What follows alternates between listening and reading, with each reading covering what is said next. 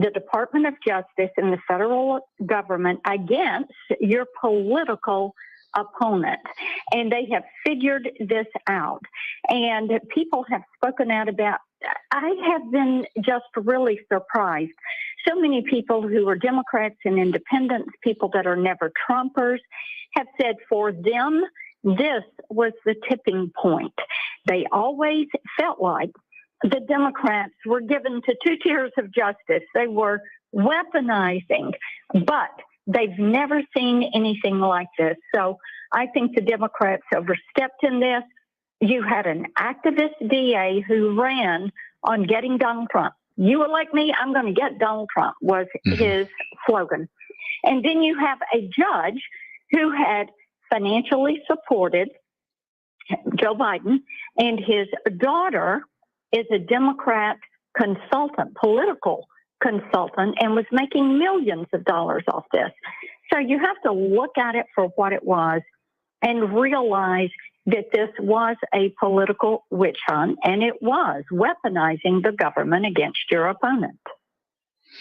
Does this backfire on the Democrats in November, not only in the presidential, but in Senate races and House races as well?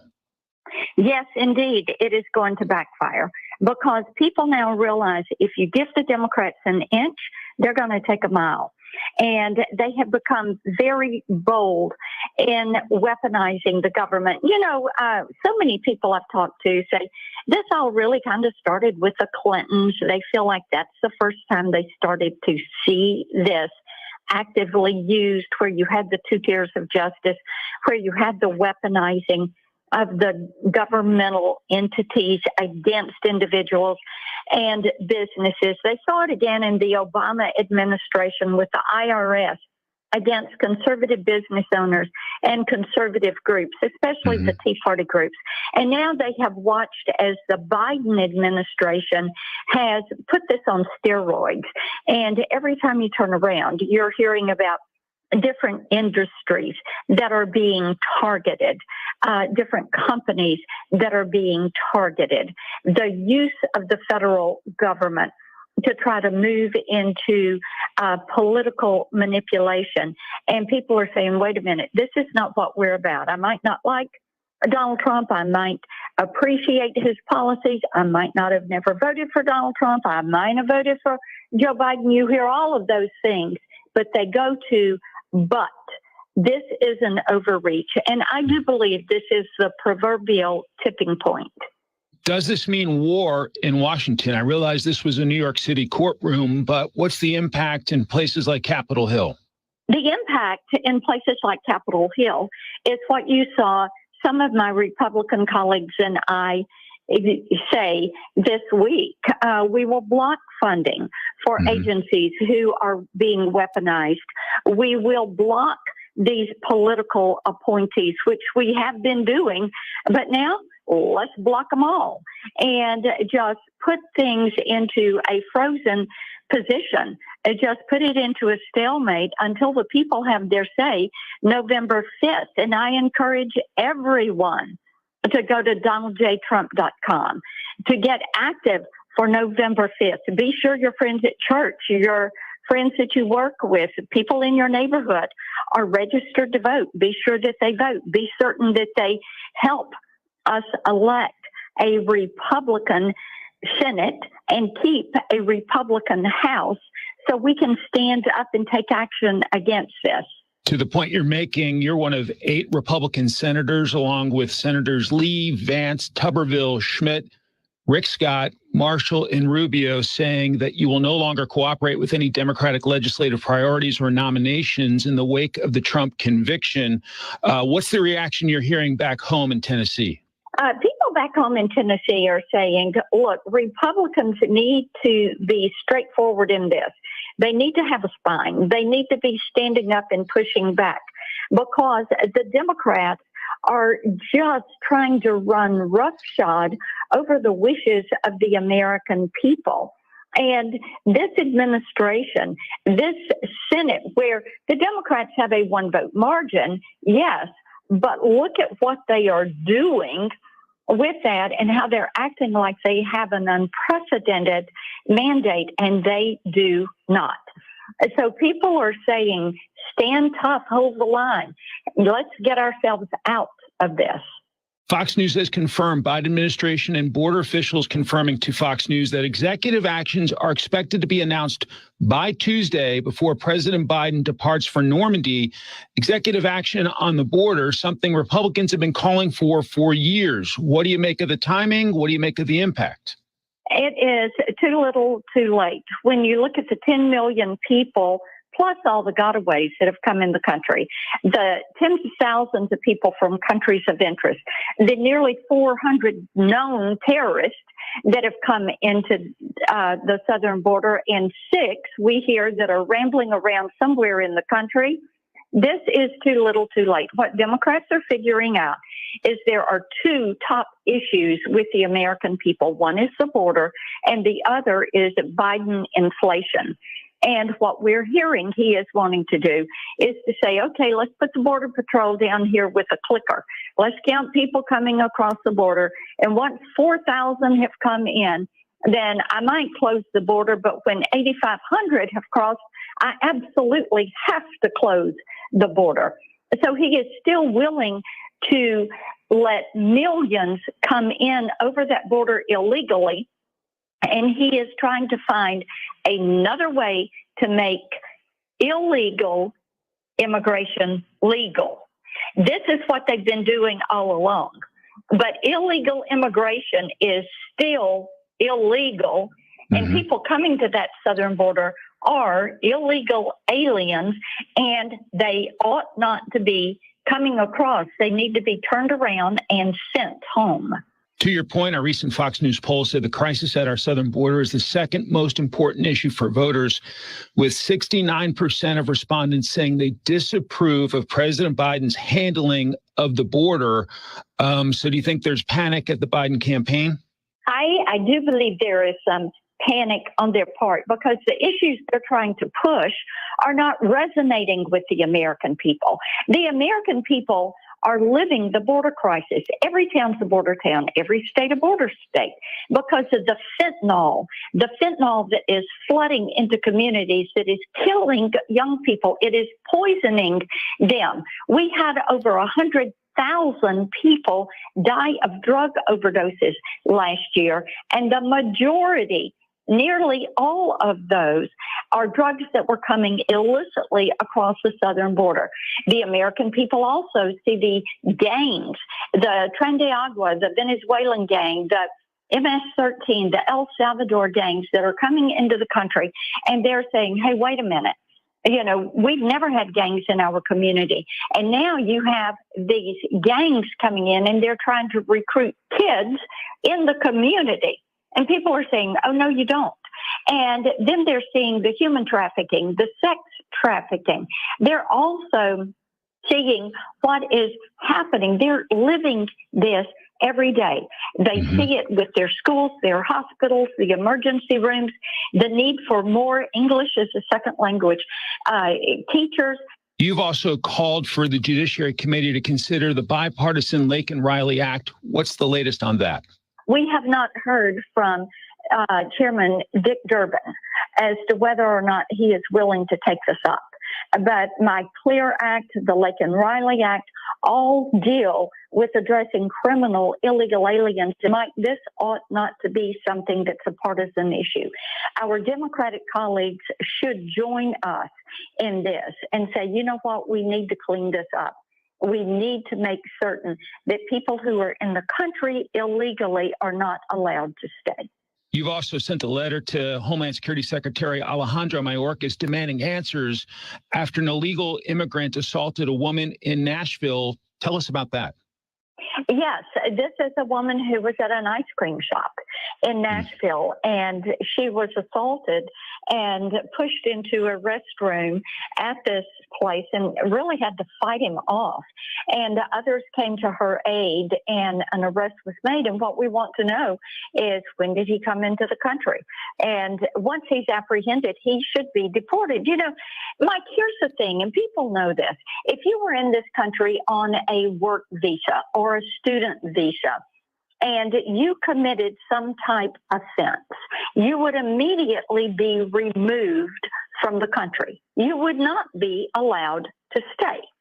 But it seems that there is special consideration that is given to people that are illegally in the country. And Tennesseans ask me regularly, why is this? Why can't we not have people removed from the country when they commit a crime, when they conduct an offense? Good question. Senator Marsha Blackburn of the great state of Tennessee, thank you so much for your time. Have a wonderful week. You too. Take care. This is News Talk STL at 1019, 94.1 and newstalkstl.com.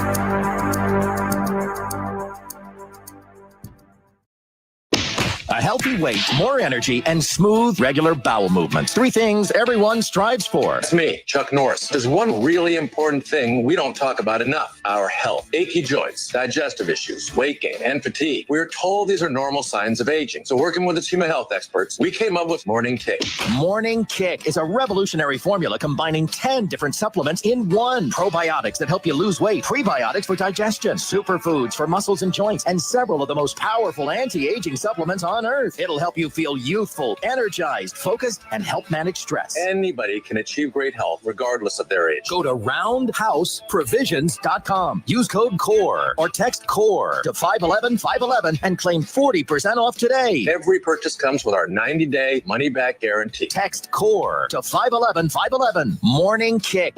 These statements have not been evaluated by the FDA. This product is not intended to diagnose, treat, cure, or prevent any disease. Message and data rates may apply. Paid for by Roundhouse Provisions. If spring allergies keep you trapped inside, then you need Navage Nasal Care to keep you breathing clearly and enjoying all the beauties of spring. Navage helps clear nasal passages that are often clogged because of seasonal allergies. Navage gently flushes a pure, refreshing saline solution through your nasal passages to clear out congestion, sucking out that springtime pollen and other irritants trapped in your nose. Navage is available online at Navage.com or in stores at Walmart, Walgreens, CVS, Rite Aid, and Target. Navage, Navage. Attention, Father's Day is June 16th. Do you have a gift ready? Don't worry. Just get Dad something from Untuckit, the official outfitters of Father's Day. Dads love Untuckit shirts designed to be worn untucked in wrinkle-free and performance plus our perfect fitting pants, Henleys, polos, and more. They're the gifts he'll wear over and over, and he can wash and dry everything at home. Find the perfect Father's Day gift at Untuckit.com or at 80-plus stores. Untuckit, shirts designed to be worn on the next Larry Connors, USA. So Donald Trump got convicted, but is it going to hurt him or actually end up helping him? This could be interesting. Larry Connors, USA. Now, weeknights 6 until 8 on News Talk STL. Seavers JCB has amazing deals on JCB mini excavators ranging from 2 tons to 10 tons. The choice is yours to take 5 on one of these great offers. Take 0% financing for 5 years or take up to a $5,500 cash rebate and 5-year warranty. See terms and conditions for details. These offers are for a limited time, so head to your nearest Seavers JCB and check out their full line of JCB construction equipment or visit SeaversJCB.com. News Talk STL is proud to have Doug Voss as part of our lineup every week. Doug has been a staple on St. Louis radio for many years as one of the leading financial experts in the area. You can hear Doug and Safe Money Radio 3 times every weekend on News Talk STL. And in case you miss anything, you can check it all out at DougVossSafeMoneyRadio.com. What else do our listeners need to know, Doug? Simply put, I focus on helping pre-retirees and retirees build, preserve, and protect retirement assets, and I've been helping my clients solve their insurance and financial needs for the past 33 years. I also strive to educate my clients on how to prepare for retirement, minimize the impact of market volatility on their assets, and deal with the challenges of increased longevity. Call me today at 844-676-SAFE. That's 844-676-7233. Doug Voss is a registered representative. Securities offered through DHL Securities, LLLP, member FINRA and SIPC. Are you concerned about the future of America, the economy, the courts, threats to our freedoms? Tim Jones here. Join News Talk STL for Saving America 2024, June 25th at the St. Charles Funny Bone. Hear from renowned experts Joel Griffith and Zach Smith of the Heritage Foundation as they analyze the critical issues facing our nation and provide insight into securing America's prosperity. Secure your tickets now at newstalkstl.com before they sell out. Brought to you by West and Mid-Rivers News Magazines and the St. Louis Young Republicans. St. Louis's #1 choice for conservative talk. This is News Talk STL. News, analysis, and opinion from the voices you know and trust. Mike Ferguson, Tim Jones, Dan Bongino, Tony Colombo, Vic Borselli, Katie Fitzpatrick, Chris Arce, Ken Williams, Larry Connors, Gabe Pfeiffer, Joe Pags, Randy Tobler, Rob Carter, Ben Shapiro. #1 for the most live and local conservative talk. 101.9 and 94.1 News Talk STL. Still 100% George Soros free. News Network. Plus, setup couldn't be easier because everything's ready to go in the app. Just say, Alexa, play news from Fox. In Fox News. It's the latest when you need it, on demand from Fox News and Amazon Alexa. You're listening to the Fox News Rundown. More coming up. This is News Talk STL at 101.9, 94.1 and newstalkstl.com.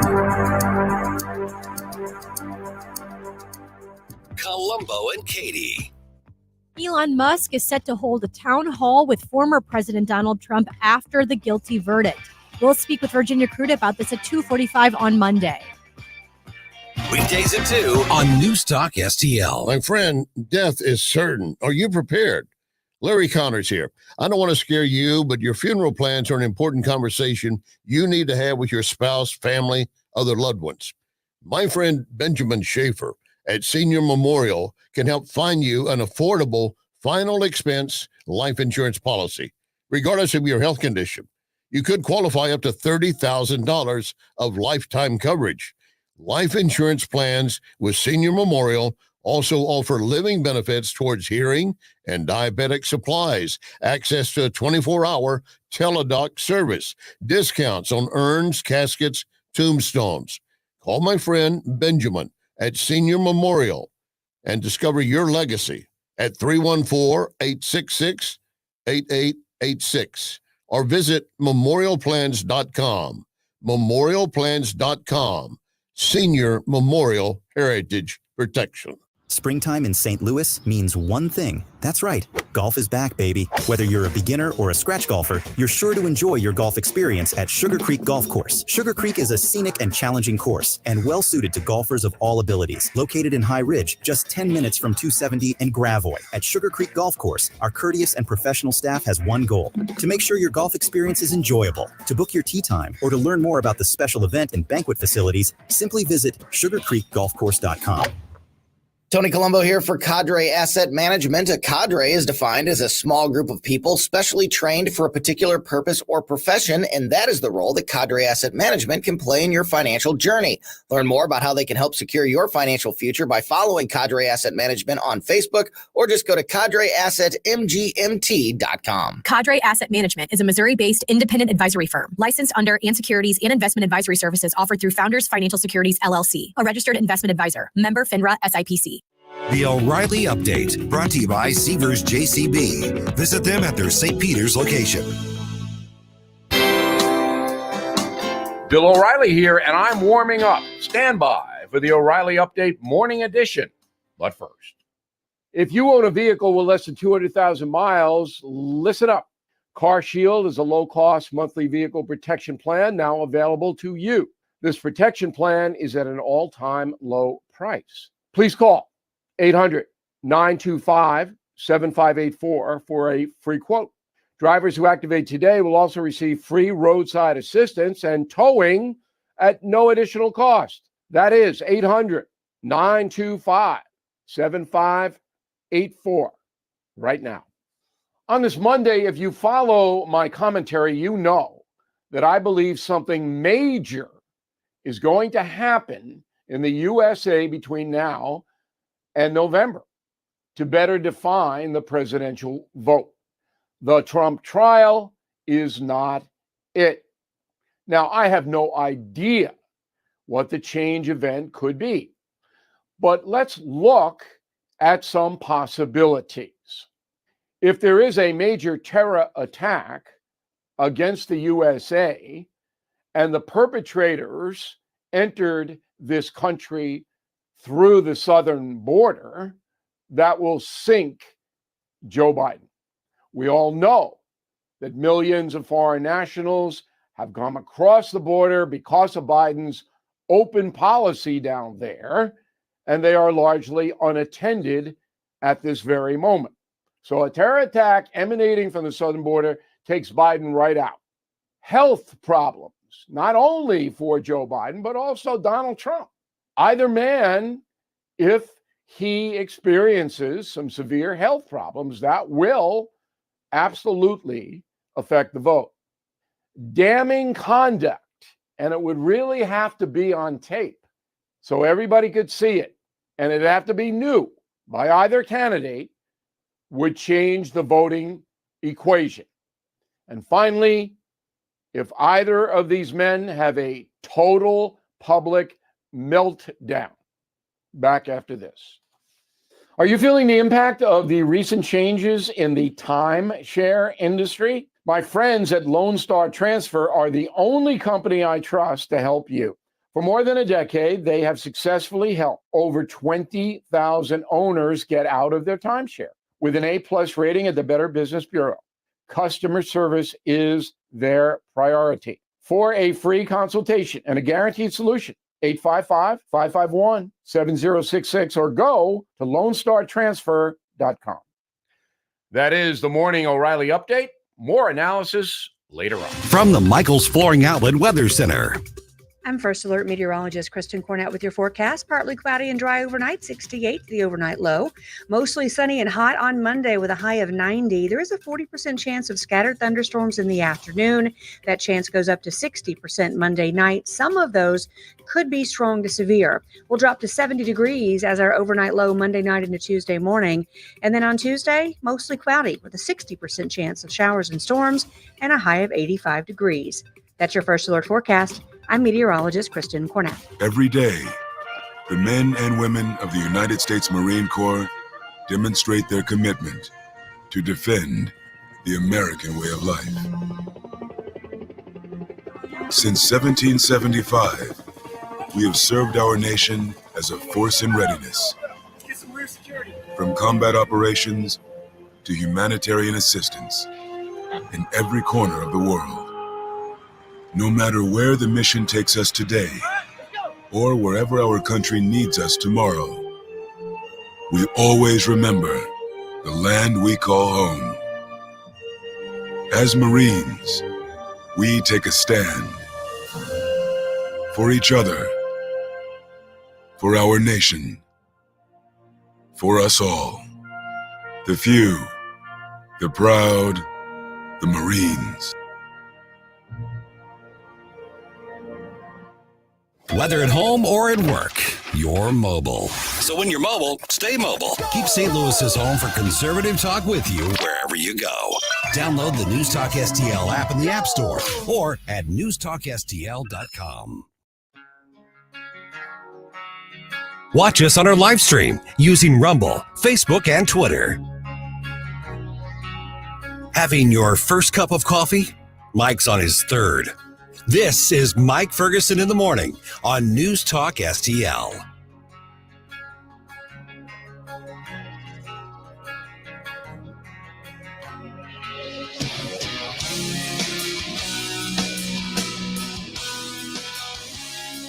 Is there a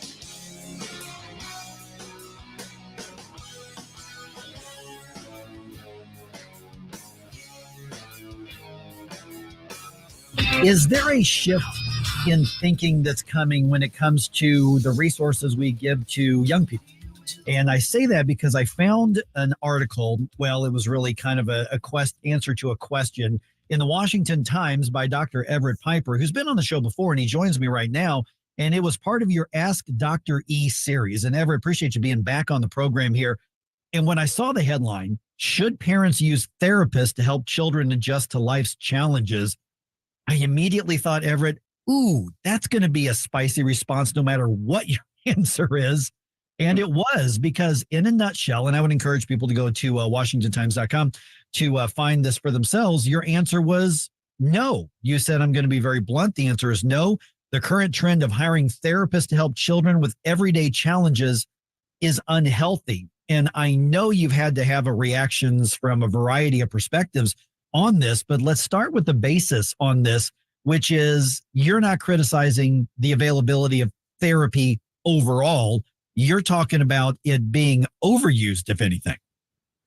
Yes, I am. And just as context here, I have degrees in this stuff, and I'm not trying to put my sheepskin on the wall and boast here, but my academic background, my professional training is in human development theory and psychology and pedagogy, andragogy, education, and moral development. So I get this stuff. I understand it. It is my industry. And I think people within an industry are obligated and responsible for calling it out if it's going down the wrong path. And I would argue that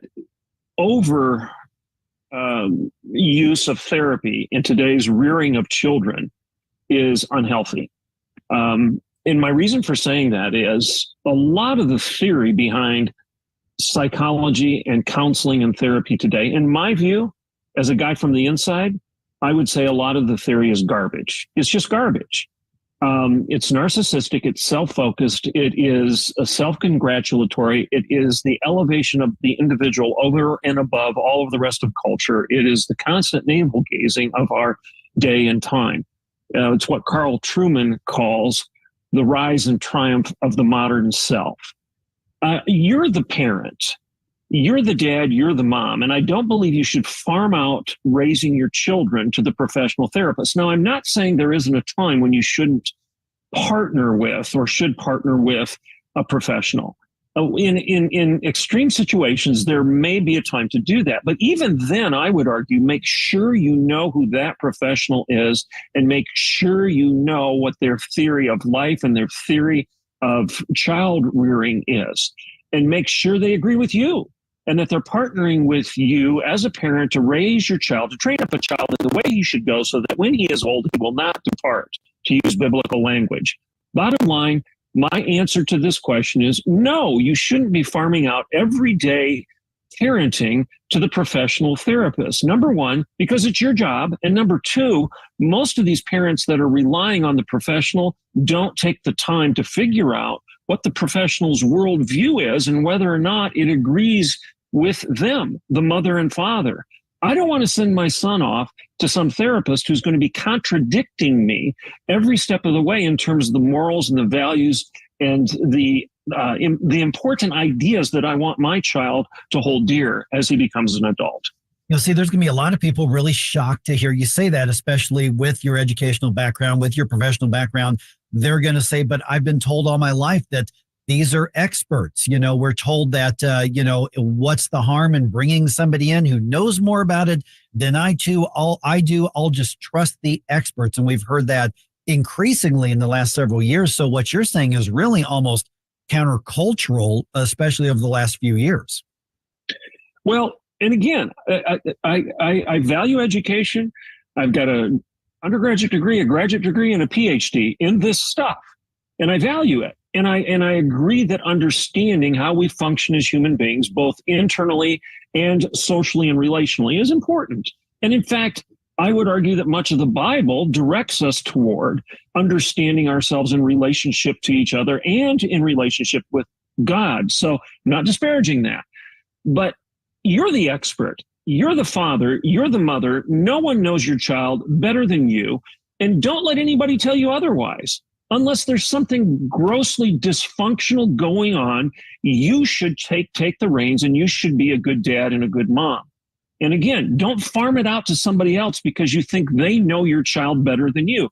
I think the church has been making this mistake for decades where we farm out the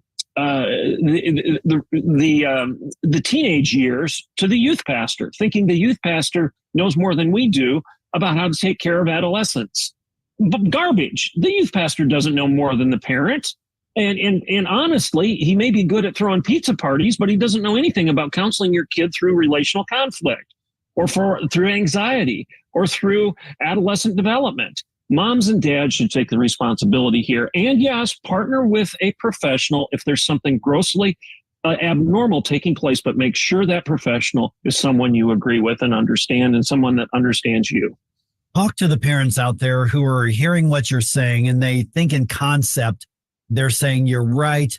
I was a parent. My kids are both in their 20s. And there are times I'm thinking, I've never done this before. When my oldest is in those teenage years or the first set of problems happen, I don't know. There's no how to parent roadmap, out there that I would necessarily go to when I don't know the answer. Not every parent knows the answer. How do you work through that, saying you know your kid better than anybody else, when the temptation is call somebody or hire somebody in? Because when you tell parents you're the expert on your child, there's a lot of people who say, but it just doesn't feel that way sometimes. Well, sure.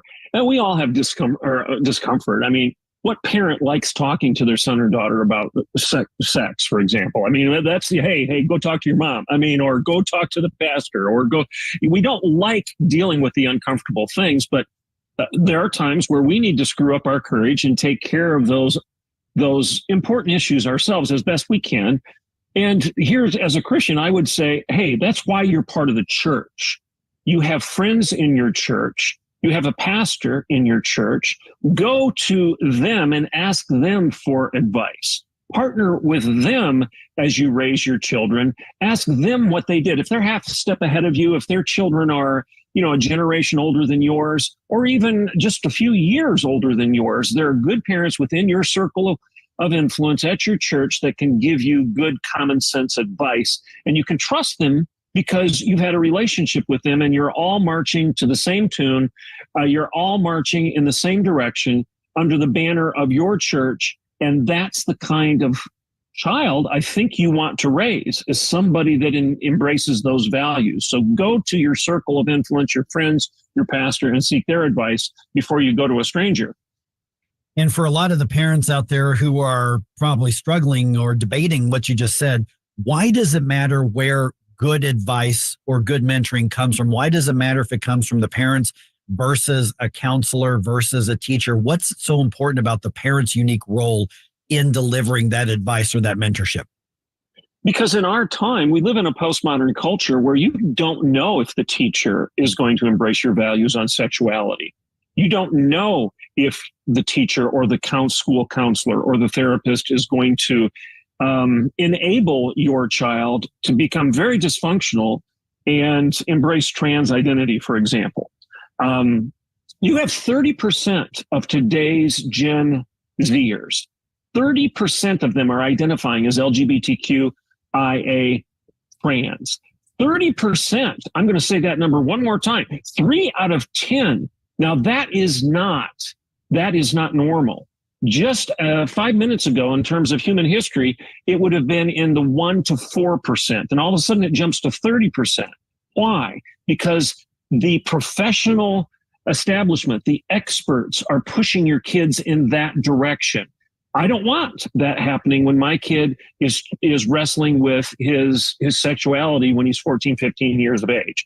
I don't want somebody encouraging my kid to experiment with sexuality rather than understand that it's binary and that it's defined by God and the moral parameters are the best way for you to live. That's why it's important to keep these things close to home rather than going with a stranger to give advice and counsel.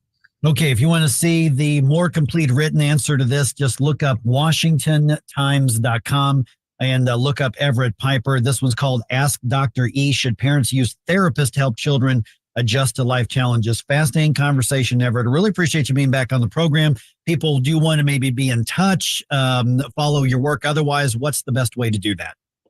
My Twitter handle is Dr. Dr. Everett Piper. DrEverettPiper. And you can go to Facebook. I've got a professional personality page, and that's under Dr. Everett Piper on Facebook. Or go to my website, and that's dreverettpiper.com. And, of course, see your books available there as well. So, Everett, great to talk to you again. I really hope this spurs on a lot of conversations and debates and difficult questions that, frankly, I think we probably ought to wrestle with these days. The bottom line is parents should be parents. It's your job. It's your responsibility. Don't farm it out. Step up to the plate, accept the challenge, be a good dad, be a good mom. Thanks so much, Everett. Blessings. For podcast articles and more, find us on newstalkstl.com. We give you news, analysis, opinion, and more. Only on News Talk STL. Get up, St. Louis. It's Mike Ferguson in the morning.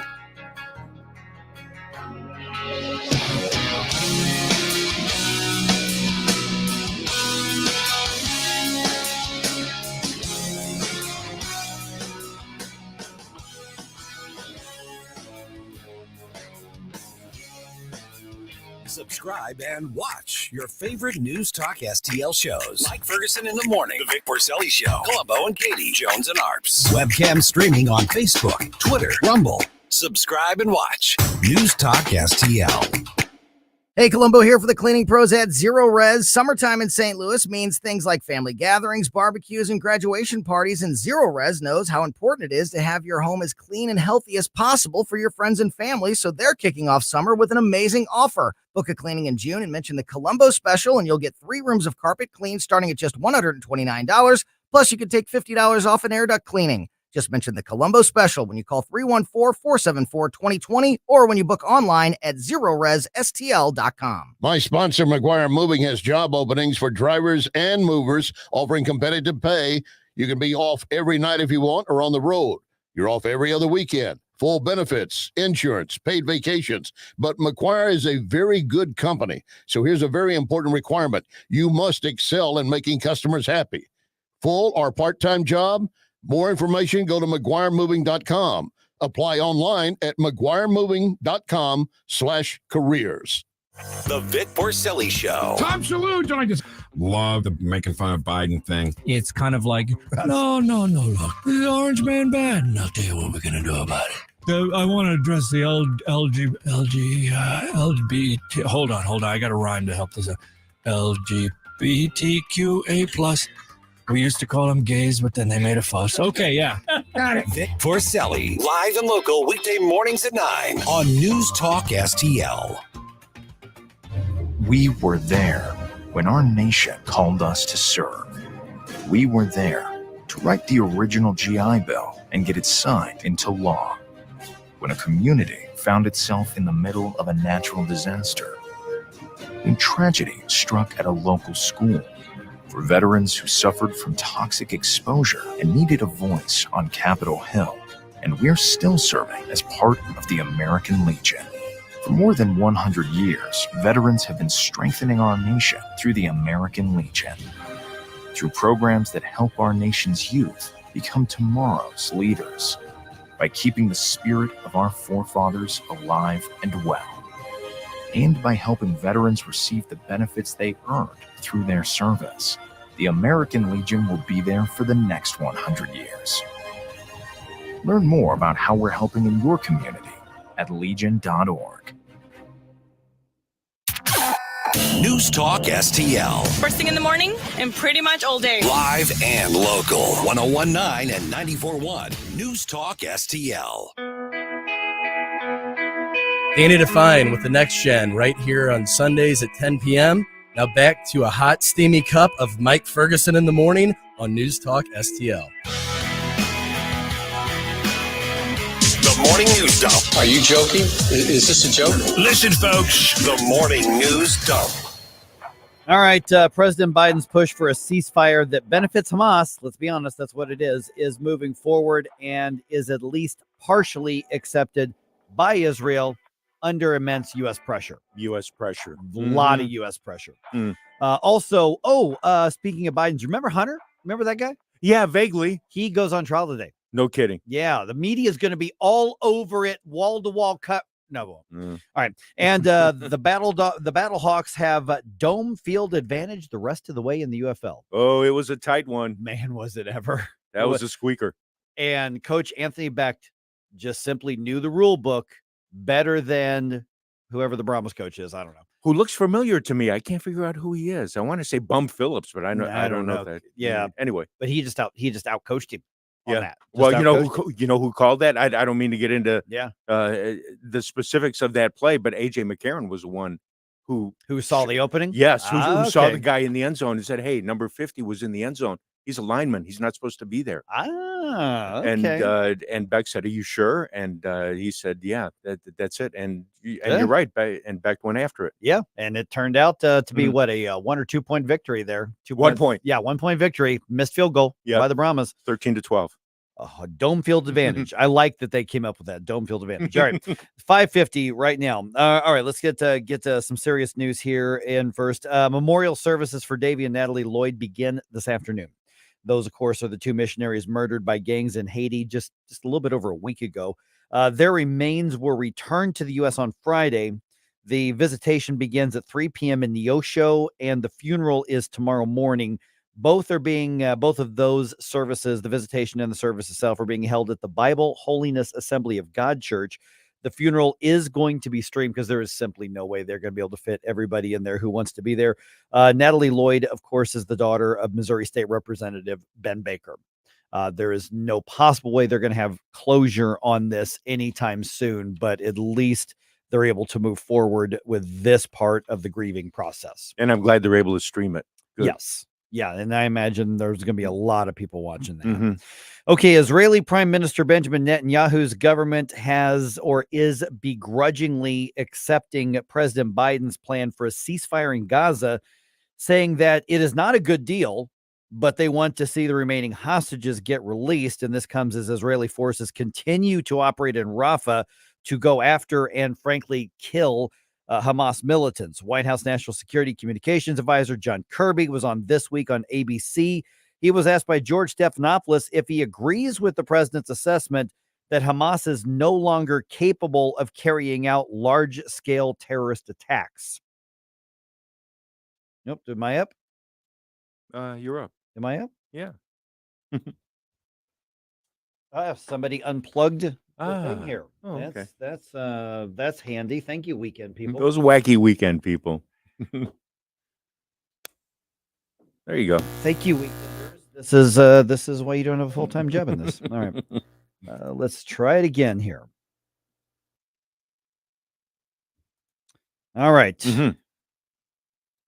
We've not said that they don't still represent a viable threat to the Israeli people. Of course they do. But they don't have the military capabilities to do what they did on the 7th of October. And so from a military perspective only, George, as President Biden said, the Israelis have accomplished most of their goals in Gaza. So why does this benefit Hamas? Because it calls off Israel and gives Hamas time to regroup and rebuild and renegotiate and go back to Iran to get more money and more weapons. Period. Yeah, sadly, that's the case. And but okay, the president wants to shore up his far left base, who's threatening to abandon him. That's where we are. Okay. All right. Hunter Biden's trial on firearms charges is set to begin in Delaware. The criminal trial of Hunter Biden begins Monday, with jury selection coming just days after another historic first, the criminal trial and conviction of a former U.S. president. In the Hunter Biden case, he'll become the first child of a sitting president to be a criminal defendant. The younger Biden has pleaded not guilty to lying about his drug use in 2018 in order to buy a gun. If convicted on all charges, he faces up to 25 years in prison. Greg Clugston reporting. Such precedent-setting times. What's that old curse? May you live in interesting times. We've got that for sure. We got it. All right. Multiple shootings and dozens of car break-ins. That's the weekend report for the city of St. Louis. In the Shaw neighborhood, local media is reporting close to 60 car break-ins along Magnolia Avenue alone.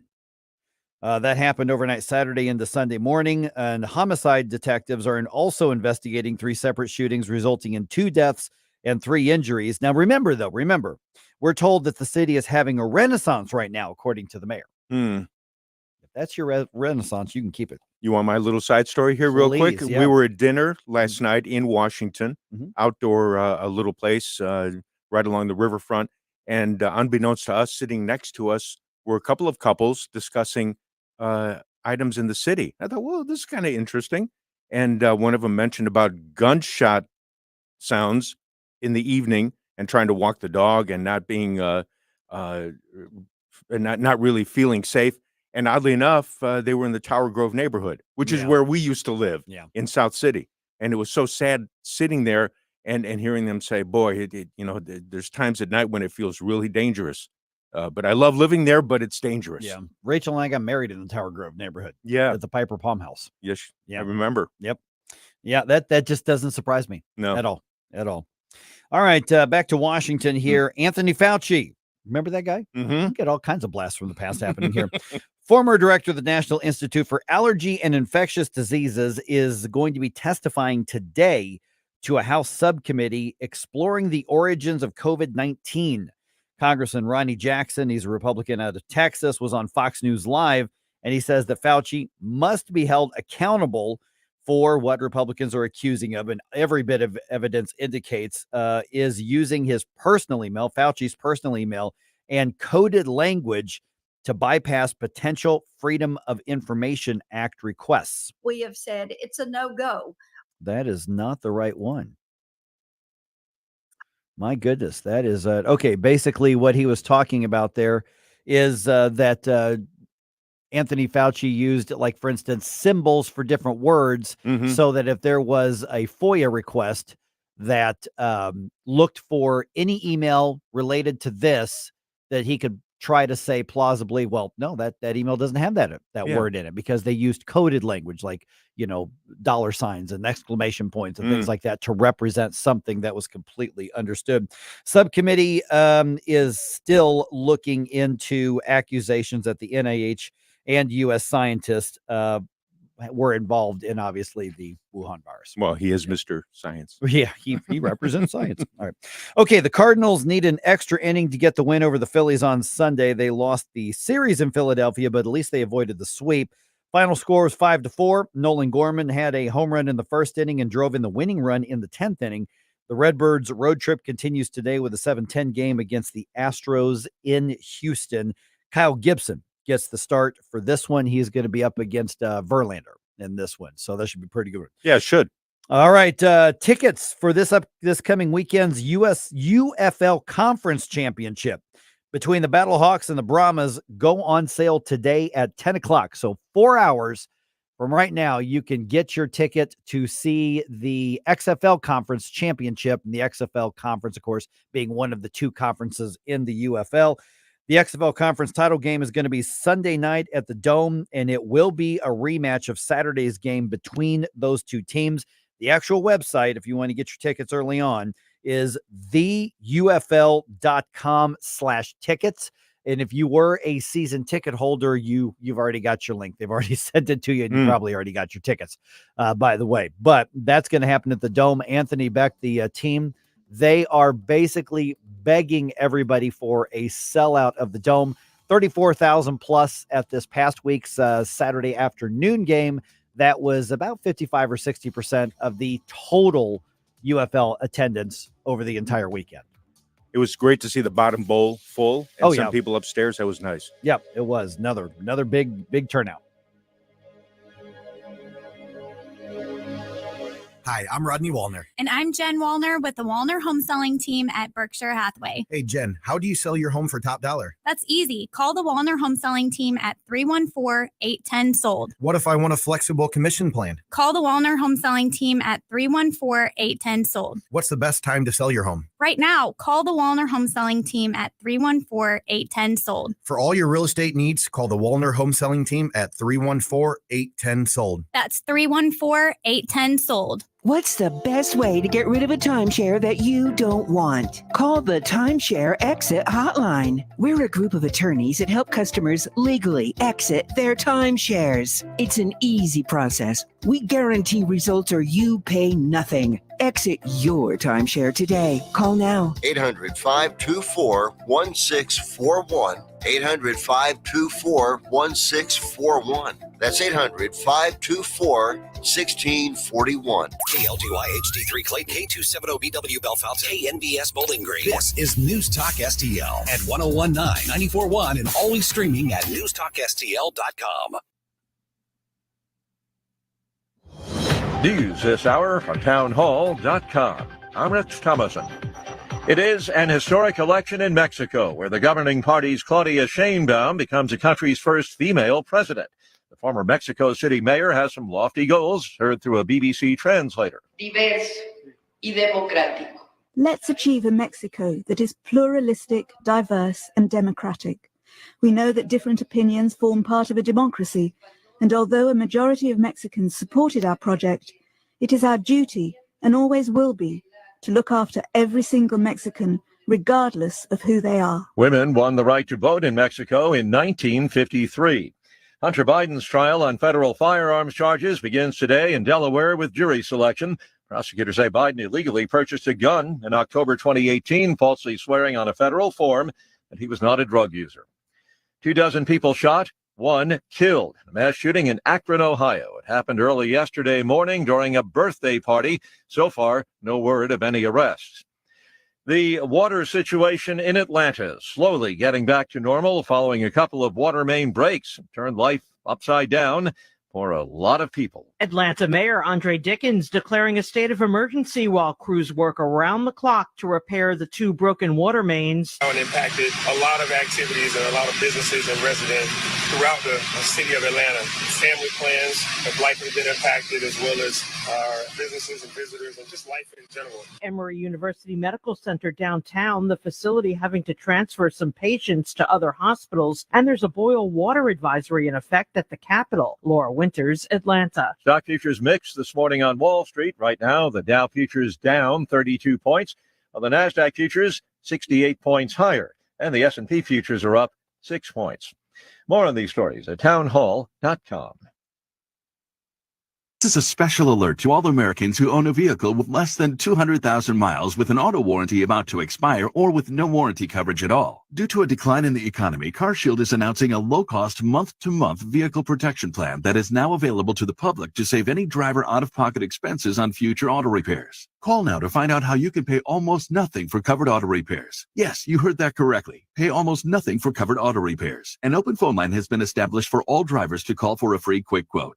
Call 800-932-8603 now. Drivers who are covered will not have to pay for covered repairs again. This protection plan is at an all-time low. Additionally, drivers who activate this vehicle protection today will also receive free roadside assistance, free towing, and car rental options at no additional cost. Call us for your free quick quote today. 800-932-8603. That's 800-932-8603. What do you have to lose? Call 800-932-8603. Again, 800-932. From the Michaels Flooring Outlet Weather Center.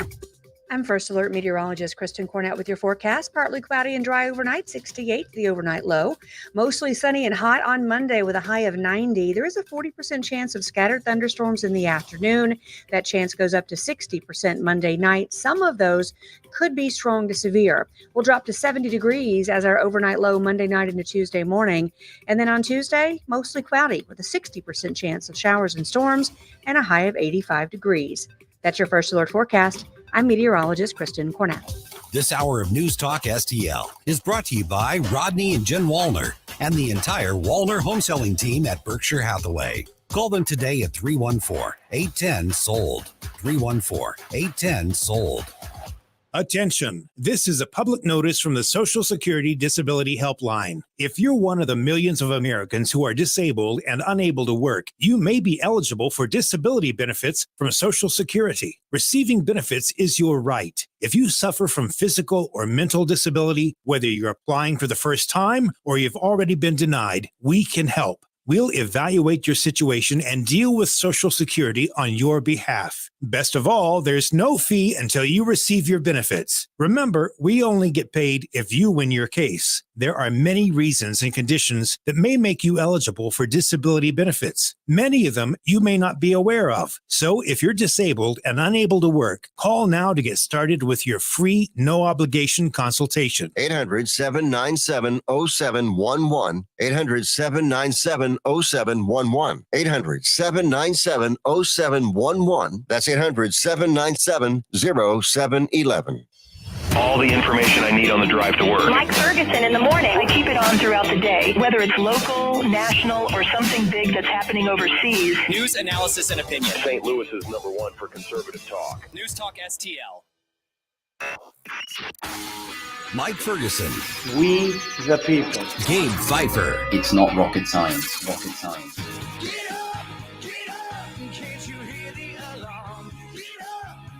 Mike Ferguson in the morning on News Talk STL.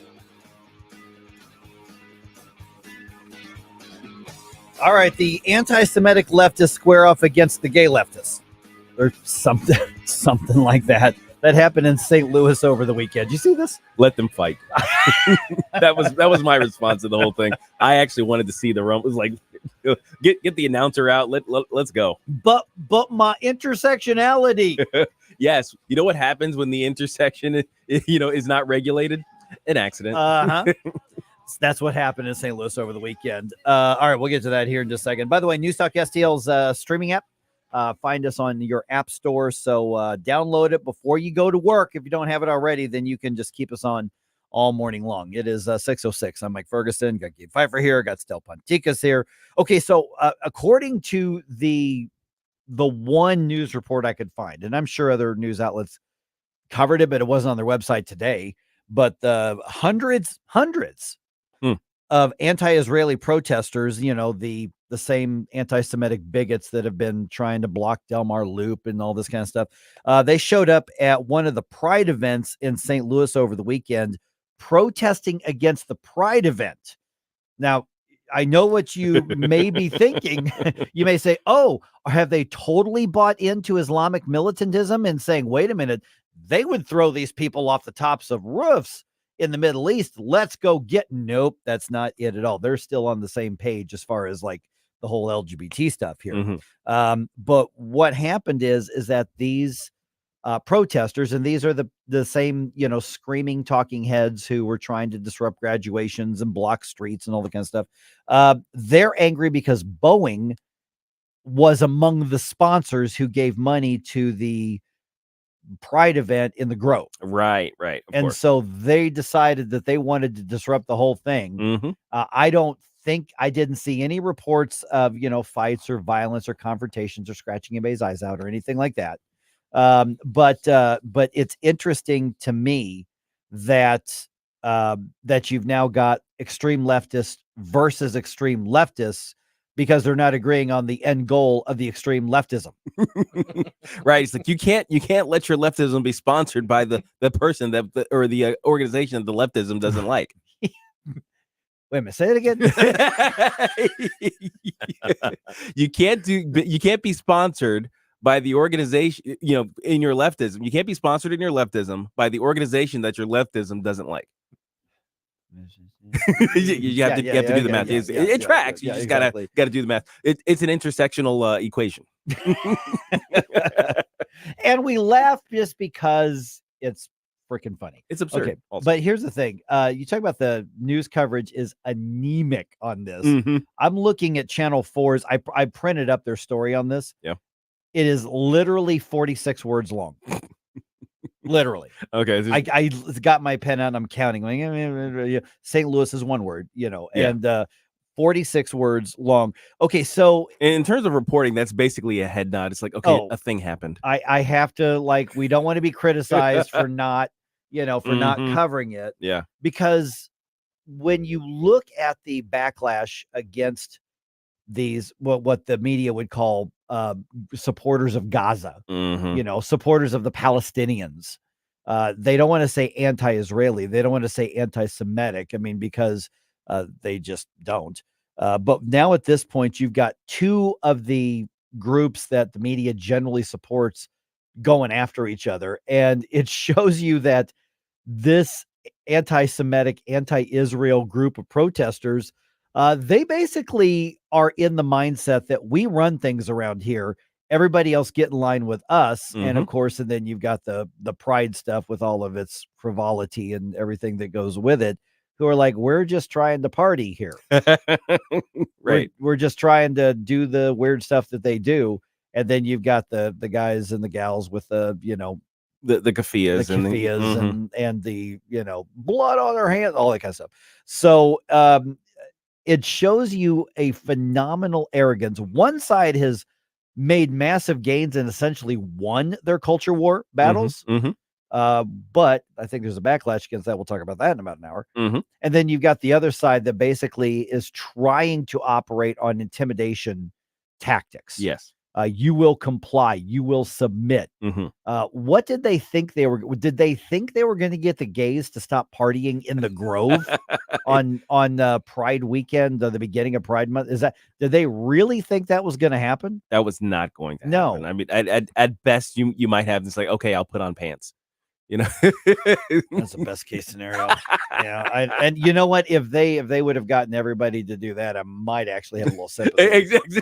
I'm pretty sure they didn't do it's that. Like, hey, you know, every once in a while, the anti-Israeli folks say something, you know, not so crazy, like put on pants. Yeah, man. I don't know if I don't think they would care about that. No, yeah. they actually don't. No, they don't. But it is a matter of, apparently, it's like when the Me Too thing happened. Mm-hmm.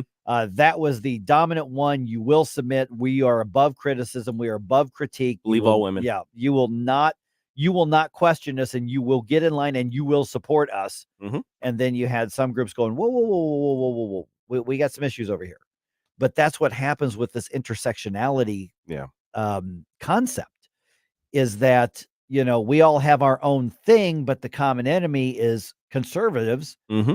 Well, conservatives are self-destructing right now anyway. The right's falling apart as it is, but we have to support each other, which we sat back, and those of us who are actual conservatives or libertarians or the thinking version of it, and we've sat back and went, it's only a matter of time before these trains crash into each other. Oh, absolutely. And that's just a little tiny hint of that. You know, like I said, there was no like knockdown, drag out or anything. Yeah, the thing about leftist ideology is that there are so many contradictory ideas that they have to hold in their minds at one time and advocate for at the same time, that you know inevitably expect that they're all going to sort of run into each other, and then it all falls apart. Leftist ideology, as best as I could ever tell, I've never seen this not be true. It's self-defeating. You know, right. You have this idea and this idea. It's like, well, those things contradict one another, and then they explode in the annihilation of antimatter and matter. Essentially, it's like they can't exist together. Well, and what was one of the best meme-worthy things that we've seen that basically and I'm not even going to say conservatives, but I mean just pro-Israel Americans, because there are plenty on the left who either are Jewish or just simply say, we're not down with anti-Semitism. Right. I mean, there are people on the other side who vote differently than us, who have the humane, have the right viewpoint on this. But it's when you started seeing those pictures of people who were saying queers for Palestine. Yes. Yes. I mean, when you saw, and those people think they're serious. Yeah. It's a quintessential, distillation of the problem with leftist ideology and the strange bedfellows that are made when all you're interested in is power dynamics. Oh yeah. You know? Yeah, exactly. All right. Let's see here. Let's really step into it around 7:05. Okay. There seems to be more willingness to just push back against Pride anything right now. Not just talking about, these other fringe anti-Semitic leftists who decide to mix this up with the rainbow flags. But I'm not just talking about your great uncle who's still mad about gay marriage from 10 years ago. I'm talking about overall, there seems to be more acceptance of criticizing anything related to Pride. So let's talk about that. And I've got a soundbite from Jordan Peterson, who just has no F's to give about any of it. Yes. And so let's step in it. We'll do it in about an hour. Let's go. Okay. By the way, real quick here, Senator Joe Manchin, finishing up his last term in office, he says he is no longer a Democrat. Manchin pulled the plug on his affiliation with the Democrats, citing partisanship on both sides of the aisle, posing what he sees as a threat to democracy. Posting on X, he writes, quote, "To stay true to myself and remain committed to put the country before party, I have decided to register as an independent with no party affiliation and continue to fight for America's sensible majority." Manchin is not running for re-election to his Senate seat this year and signaled this week he will not seek to reclaim his old job as governor of West Virginia. Bob Agnew reporting. I mean, it looks to me like Joe Manchin is not running for anything. He's already turned down the no labels push to get him to run for president. So he's not running for governor. He's not running for president. He's not running for re-election to the U.S. Senate. So it looks like he is retiring. So there was really no reason for him to make it a point to say, I am no longer a registered Democrat in West Virginia, other than to make a point to say, I am no longer a registered Democrat. And what did we see over the weekend? Total astonishment. Well, I think we kind of expected that this was going to happen. And everybody acted as though, oh my gosh, did you hear what Manchin said? Well, you know what? I think it was coming. It was pretty obvious. Yeah, I think I think you're right. I think that was obvious. His critiques, I mean, obviously he's not a Republican. He's not a conservative. He's probably one of, if not the last center-left Democrat in Congress. Yeah, probably. There's one or two in the House, but he's generally the last Truman-esque center-left. I mean, he would be more like what Dick Gephardt was. Of course, back in the 80s and 90s, we thought of Dick Gephardt as extreme far leftist, and now he would be a center left guy because the Democratic Party is being run by that fringe, and the left is being driven by the far left, and that's what Manchin's reacting to. And of course, he's also obviously reacting to some things on the right as well. Does this really change anything in the political landscape? No, not really. I don't think so. Except he gets to go to coffee shop with Tulsi Gabbard now, and they can enjoy their company. What? I would love to join in that conversation at a coffee shop. I would love to have that conversation, and knowing there would be plenty of things I disagree with both of them, but they are fun to listen to. I think it'd be fun to engage them. I think it would be interesting to have people who would be willing to have the conversation, even though they are both center left.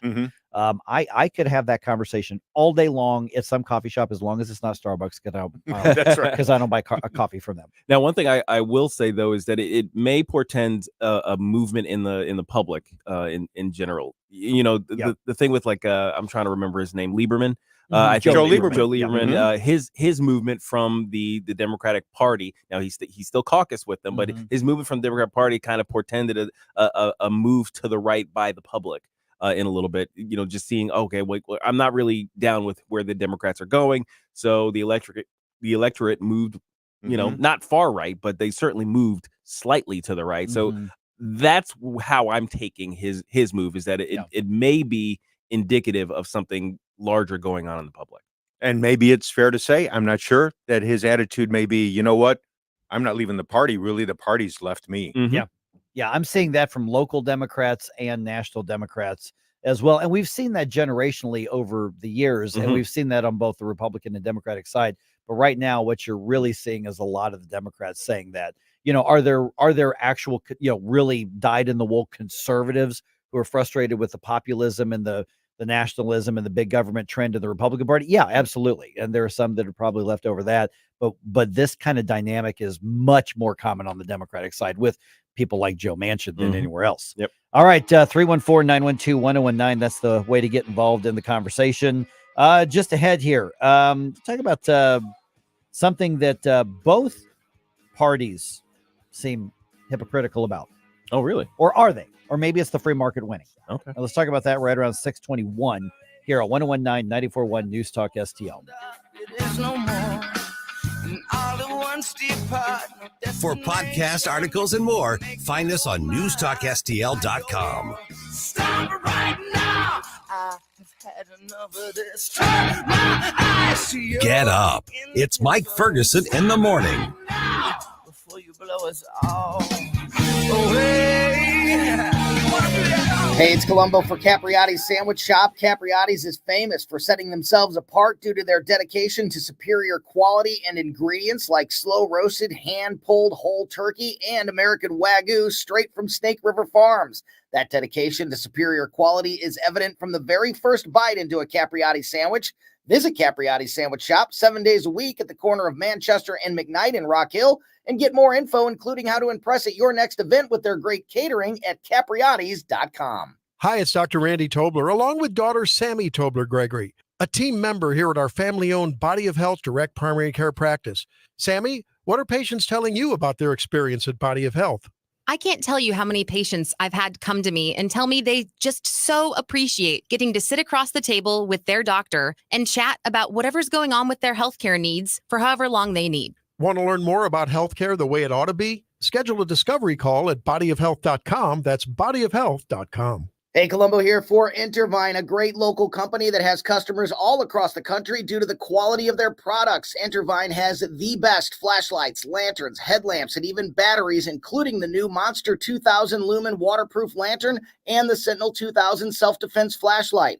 Our home and vehicles are full of great Intervine products, and right now you can shop their website and get 25% off your entire purchase just by using my name, Tony, as your promo code. That's promo code Tony at Intervine.com. Hi, I'm Officer John Van Gordon, recruiter with the Springfield Police Department. We are currently looking for driven, qualified, and team-oriented citizens to become the next generation of community-minded servants here in Springfield. Our salaries and benefits are paid from day one. Plus, right now, new recruits are eligible to receive a $5,000 hiring incentive, and experienced officers looking to transfer are eligible for $10,000. To learn more, visit gospd.com.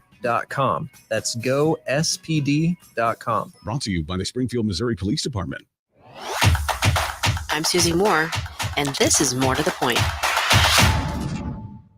Now that we're entertaining the very real possibility that the outlaw Donald Trump will be our next president, I think it's time we have a meaningful conversation about how to address him properly. Many on the left have helpfully offered the tried and true convicted felon. Billionaire Alex Soros, whose father has helped elect numerous progressive district attorneys, suggests referring to Trump as such at every opportunity. We can be certain that Joe Biden and his campaign will do just that. Isn't it interesting that those who seem to push the hardest for criminal justice reform and prosecutorial leniency are advocating so forcefully for such a derogatory label? It's almost as if their advocacy is driven by politics rather than the pursuit of justice. Aren't these the same folks, or at least their kindred spirits, who recently passed legislation in Illinois relabeling offenders as justice-impacted individuals?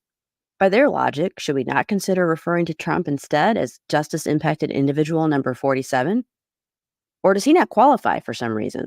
Susie Moore is Deputy Managing Editor for RedState.com. For more to the point and everything Susie Moore, log on to RedState.com. Follow Susie on Twitter at SmoozyQ and keep listening to 1019 and 94.1 News Talk STL. This hour of Mike Ferguson in the Morning is brought to you by Stifel. Request a portfolio review from your Stifel financial advisor at Stifel.com. That's STIFEL.com.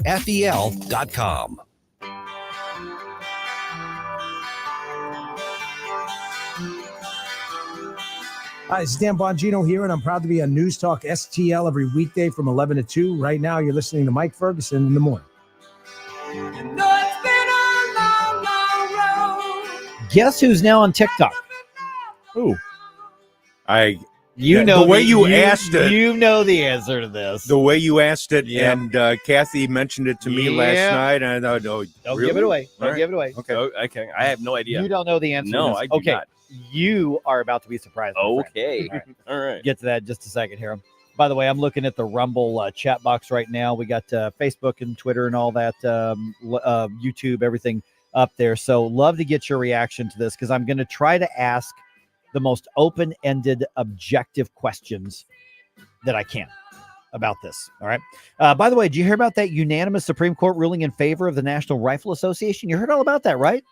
Not a whole lot about Wait, it. you didn't? I heard you wasn't all over it? I heard zero about it. I had no idea until I saw the prep today. We're going to fill you in at 6:35. Okay. The U.S. Supreme Court unanimously ruled in favor of the National Rifle Association. Wow. Jeez, I thought CNN and MSNBC would have been all over You it. would think so, because the opinion was actually written by Sonia Sotomayor, and it was very hard-hitting. Even more surprising. It's kind of like, what world am I living in right now? Yeah, it's a bizarre world. All right, so 6:35. We're going to talk about that. All right, just a quick reminder before we get into this topic. You should not have TikTok on your phone. No. Bad. TikTok bad. Yes, it's a I still maintain that. Now, I am still among those who is very wary of government coming in and telling us which apps we can have and not have. And I know there's a lot of disagreement on that, but my personal plea for me to you is, if you're on TikTok, get off TikTok, delete the app, and then burn your phone and bury it in the ground. It's like Hillary. Yes, that's right. It's spyware with fun videos. It's really all it is. Yeah. Okay. So here's the thing, though, here is the first very short TikTok video from the official account of Donald Trump. Oh.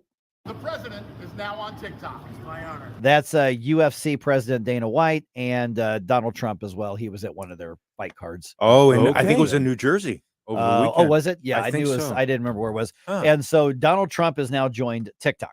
Okay, so he sacrificed one of his members' phones, one of his campaign members' phones. Is like, okay, you're gonna be the one. It's like, it's like, oh man, I got to take the spyware home with me. Yep, Yeah, you yep, do. exactly. Okay, now remember, both Trump and Biden have tried to ban TikTok altogether. Mm-hmm. Both of them. Yes. That's like one of the very, very few things that they agree on, Mm-hmm. and they're both on TikTok. You know, when Kathy mentioned it to me last night, my first thought was, you know what? If you look at ballot harvesting and everything else going on, Republicans need to understand until something changes, and it hasn't changed yet, we're going to have to play their game. And I think maybe Trump saw this as one of those opportunities. All right, I'll play their game for a while here until TikTok gets banned, and I'll make the move. Well, see, that leads to the question that's basically the question I was going to ask. Is this hypocrisy from both of the presidents, or is just a campaign reality? I'm thinking the latter. I'm thinking it's more so that just, look, this is an avenue that targets a certain a particular group that this by the way, the Democrats are running away with. They are clearly getting away with that. And TikTok has a measure of reach that is kind of unimaginable in politics. And you look at the voting span, I think it would be mainly the 18 to 30 year olds. Yes, that's the group. That's the group that they're reaching through TikTok. Hmm. So I think it would be, honestly, I think it would be a mistake not to have a TikTok portion of your campaign, even though TikTok is a horrible Is app. it at the same time hypocritical and unprincipled? And I'm asking because I am not trying to lead you to an answer. Oh no, I think it's just a reality. Does it? Yeah, it is a reality, but does it count as hypocritical? I don't know. Like if I play a sport and I think there's a really, really dumb rule that needs to go away, but that rule gives other teams an advantage, and I would be dumb not to take advantage of that same rule. What are you going to do? Are you going to say, well, on principle, I'm not going to take advantage of this rule because I don't think that rule should exist? Or are you going to play the game to its fullest to win? Mm-hmm. I think that's a very good argument. Mm-hmm. I'm still trying to decide if I agree with the application. I might. Oh, sure. But I think that is an incredibly logical and defensible argument on this. Mm-hmm. Okay. Also, how about this angle of it? Okay.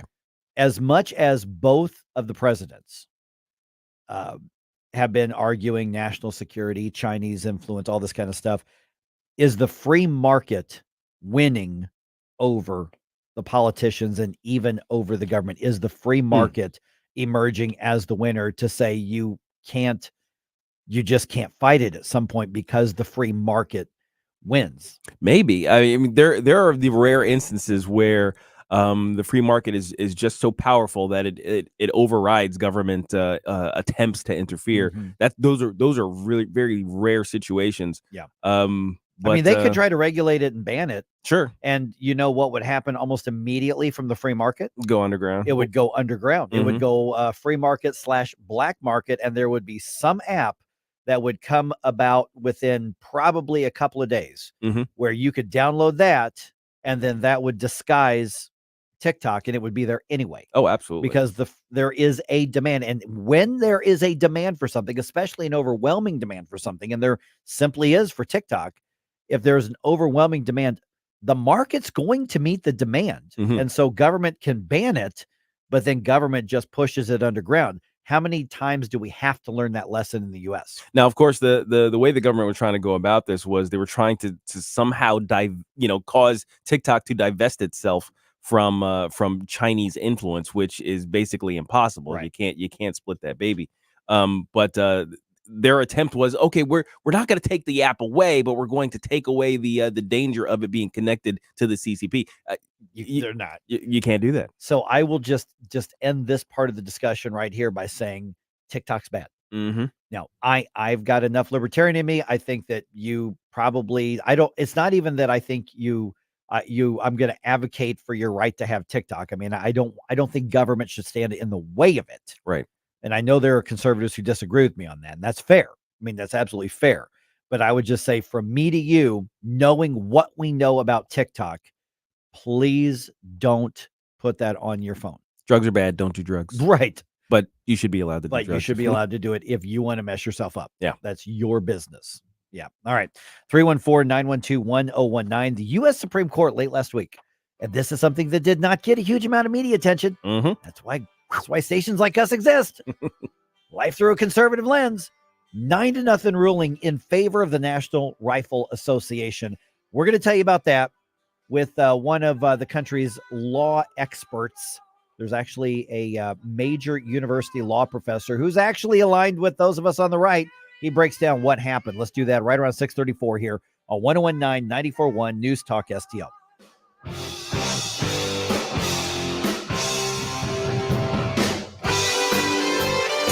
Follow us on Rumble at News Talk STL. Mike Ferguson in the morning.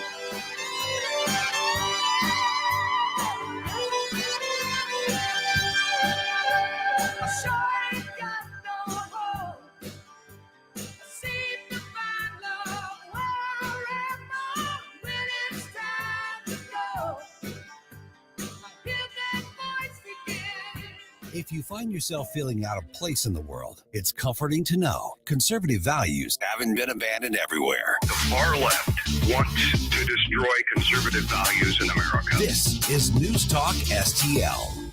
Welcome home. From the Michaels Flooring Outlet Weather Center. I'm First Alert meteorologist Kristen Cornett with your forecast. Partly cloudy and dry overnight, 68 the overnight low. Mostly sunny and hot on Monday with a high of 90. There is a 40% chance of scattered thunderstorms in the afternoon. That chance goes up to 60% Monday night. Some of those could be strong to severe. We'll drop to 70 degrees as our overnight low Monday night into Tuesday morning. And then on Tuesday, mostly cloudy with a 60% chance of showers and storms and a high of 85 degrees. That's your First Alert forecast. I'm meteorologist Kristen Cornett. When it's important to you, I have it on all day at work. it's on News Talk STL. What is your message to Iran in this moment? The world's leading terror sponsor launching its first direct military assault against Israel. The administration has lost their capability to deter Iran. News, analysis, opinion. Trump faces 34 felony counts of falsifying business records. Number one for live and local conservative talk. Election interference, everybody knows it. 1019 and 94.1 News Talk STL. How many products do you go out and buy, even like necessities in your life, that you come across a company that says, we are so confident in what we are selling to you that we are willing to stand by it forever. You will not have to buy this product again, period. One time. Can you imagine going to a car dealership and they say, this is the last car you're going to have to buy. Buy this, and if anything ever goes wrong with it, we're going to fix it, or we're going to give you a new car. Never going to happen. Can you imagine that with the roofing that you put on your house? Can you imagine that with, I don't know, your refrigerator, anything like that? But there is one product that you need that does that, and that's the windows of your home. You need them, obviously, for safety when the storms come. You need them for thermal efficiency, so in the middle of the winter, the heat stays in your home and the cold stays out. And during the summer, just the opposite as we're heading into the hot months. It was like 86 degrees in St. Louis yesterday. Window World, 314-993-1800. They are simply the best for less. They stand behind their products with a lifetime warranty that covers all parts, glass breakage, and labor. You buy that window one time. And by the way, that window is going to be less expensive than the generic one you're going to find at the home improvement store, because they are simply the best for less. They're double strength glass. They're going to be more thermally efficient. They already exceed even the latest Energy Star ratings. And then you've got that lifetime warranty. Listen, over 70,000 customers in St. Louis have Window World windows on those homes over the last 20 years, and every one of them covered by that warranty, which, by the way, you can transfer to the next owner of your home if you decide to sell it.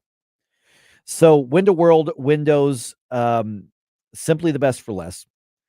Get your free in-home estimate today.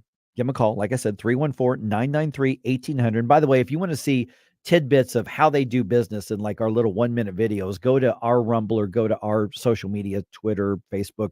And I did some videos hanging out with my friends at Window World, because this is a St. Louis company. The Window World business you see right there in Earth City on I-70, These are St. Louisans who own it, St. Louisans who work there. You call them 7 days a week at 314-993-1800. You're going to talk to a St. Louisan, not some of these fly-by-night people who chase storms and try to sell you something on the spot because you're in a bad situation. They don't want to be treated like that, so they're not going to treat you like that. And how about this? Even though they are less expensive than their generic counterparts, they're offering 36 months, same as cash financing with approved credit. Even easier to budget for these windows, which, by the way, are made in the United States. So give them a call today. Set up your free in-home estimate. No pressure. 314-993-1800. Tell them you heard Mike talking about him and you're saying, Mike's impressed with you people. What's going on with this? Tell me about it. They're going to come out. They're going to try to be in and out in less than 45 minutes, and then they're going to leave you to make your decision and answer all of your questions. So once again, give them a call today, 314-993-1800. Sloan are the visionary minds behind Living the Elite Life, a coaching program that extends their expertise to empower others in the realms of mindset, fitness, health, sobriety, and relationships. If you need just a little push to make your life a lot better, give them a call, 636-248-9799, or email beverlysloan1@gmail.com. Looking to get a new carpet, hardwood, or tile installed quickly and efficiently in your home? Look no further than Michael's Flooring Outlet. Michael's Flooring Outlet is a family-owned and operated business with a 30-year history of offering a diverse array of high-quality options in flooring. My parents and in-laws used Michael's to rip up their old carpet and replace it. They are both happy with the product and installation from Michael's. You can shop at one of their 3 locations in Creve Coeur, Darting Prairie, or St. Peters, or you can check them out at igotfloored.com. That's igotfloored.com. The Vic Porcelli Show. Of all days for Ken Williams to miss a show, he missed Friday. We're going to let him loose. Anything he wants to say about the Trump trial or anything he wants to say at all, Monday. Don't miss it. Weekday mornings at 9 on News Talk STL. This app is absolutely fantastic. Yes, I listen on my phone. If you have a phone, you have a radio. It is awesome. Download the News Talk STL app and listen anytime, anywhere.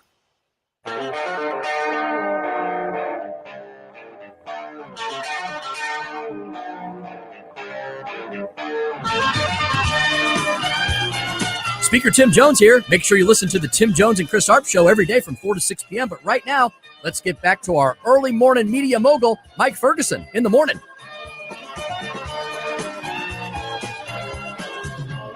What do you do when you call me? Nobody's waiting by your side. It's been early, not much too long. You know it's just your foolish pride. Another Supreme Court ruling that puts a check on other government. And maybe the unusual thing is it was a unanimous ruling. What message does that send? We'll talk about that here in just a second. I'm Mike Ferguson.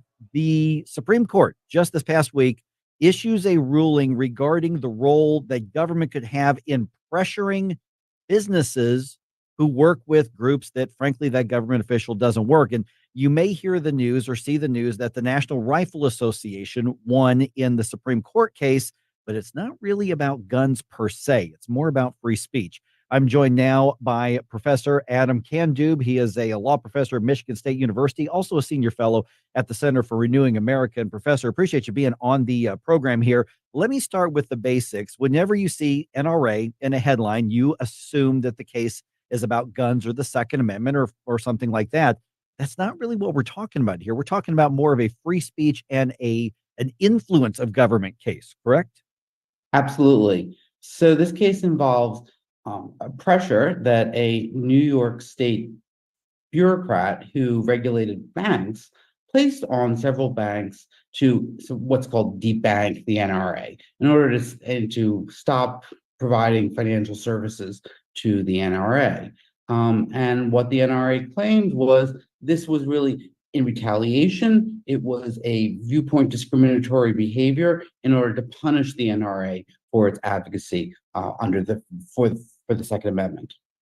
So was it a matter of speaking out against the NRA? This bureaucrat doesn't like the NRA, or was it a threat, or was it actual use and abuse of the governmental power to sort of circumvent what they could have in the marketplace. I mean, I guess a question I'm asking is, where does that cross that line, or where did the Supreme Court rule that they cross that line? Well, what the Supreme Court ruled was that given the allegations of the complaint, there was a First Amendment violation, because what the complaint alleged was that this New York State bureaucrat, Ms. Vullo, went to banks and said, hey, there's a violation here that you might have concerning the NRA, but we're not going to investigate, we're not going to punish you if you stop doing business with the NRA. So essentially, it was pressuring these regulated entities to punish the NRA. And what the court said was, look, the government is simply using its regulatory power and using these banks to punish the NRA for its free speech rights, its right to advocate for the Second Amendment. And the court found that unconstitutional. So essentially, to liken it to maybe some of the old mob movies, they sounds like the bureaucrat kind of went to these financial institutions and said, nice business you've got here. It'd be a shame if something happened to it. I see you're doing business with the NRA. I mean, is the mindset that much different than that? Because that sounds very thuggish in a bureaucratic sort of way. I think that's exactly what was going on. And I think that at least the facts as alleged, because this was all in a complaint, it hasn't been found by a court yet. But if we accept as true what the NRA alleged, that's pretty much what was going on. And the question is, given the vast power of the government to regulate, a regulatory power that really affects every aspect of our lives, can the government use this influence in order to squelch speech or punish citizens or organizations for expressing their free speech rights? Yeah, and that's where I was going with the next question, because there are some people who oppose the NRA. They don't like what they stand for. They disagree with them on guns and the Second Amendment. And they may say, well, I just want the NRA defeated. I never want them to get a victory. But even if they are among the most anti-Second Amendment or anti-gun people out there, what is the takeaway they should have in this particular case? Because like I said, or like you said a little bit ago, this doesn't really have anything to do specifically directly with firearms. So why would an anti-Second Amendment or anti-gun person find some value in this ruling? The bigger picture, I guess. Well, the bigger picture is because if someone is in power that doesn't like them, that is, working against entities that fight against the Second Amendment and want to use government's regulatory power to go against them, well, they'll be protected. And that's, I think, one of the reasons why we had a 9-0 opinion, because I think justices on both sides realize that the vast regulatory power of today's government can't be used to punish people, right or left, for expressing their viewpoints. We are visiting with Professor Adam Candeub from Michigan State University, and also with the Center for Renewing America. How significant is the 9-0 ruling? I mean, a 5-4 ruling is still a ruling, but the fact that Justice Ketanji Brown Jackson and Justice Sonia Sotomayor and Justice Clarence Thomas all agree on the same thing, does that have a bigger impact, at least when it comes to, I guess, regulating or getting government in line, than those who may think, boy, that's dirty law, that's 5-4, we might have a chance the next time around? Well, yes. I mean, I think 9-0 decisions are sort of special. There many people think that they add a certain cachet, and I think that they set a clear and sharp rule. I think one of the interesting and important points about this 9-0 decision is that it could be highly indicative or reflective of another decision that's going to come down in a few weeks, concerning the same sort of claim on internet platforms. So that case is the Murphy case, and that case involved White House influence on Twitter and Facebook to censor certain individuals who were saying things about COVID or the 2020 election. And the question there is whether or not the same principle holds, whether or not government influence and threats and coercive or inducive behavior toward these platforms constitutes government action. So a lot of tea leaf readers are looking at this case closely.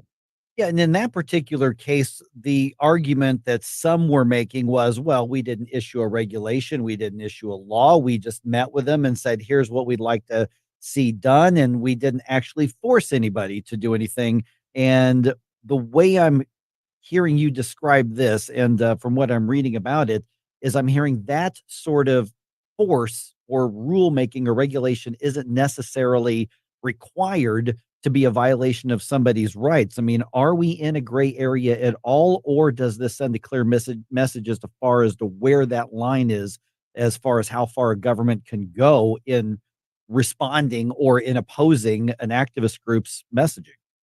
Yeah, so you're exactly right. We are in a gray area, and this is the question is, at what point does the government threaten a third party to do something, and the third party then censors an individual? And that's what the Vulo case says is a clear threat. Is certainly a First Amendment violation. You can't. The court said you can't do through an intermediary what the government can't do to itself. The Vulo case was a little bit broader too. It said more than coercion, and also used words like inducement. So that suggests, as you pointed out, that in this other case, Murphy v. Missouri, the court might be open to this, this lower level of coercion, this lower level of inducement, because at the oral argument in Murphy, that was the real issue. The Solicitor General for the United States, which was interestingly, it was against Vulo, but it was Murphy. It was actually against the platforms, against the plaintiffs.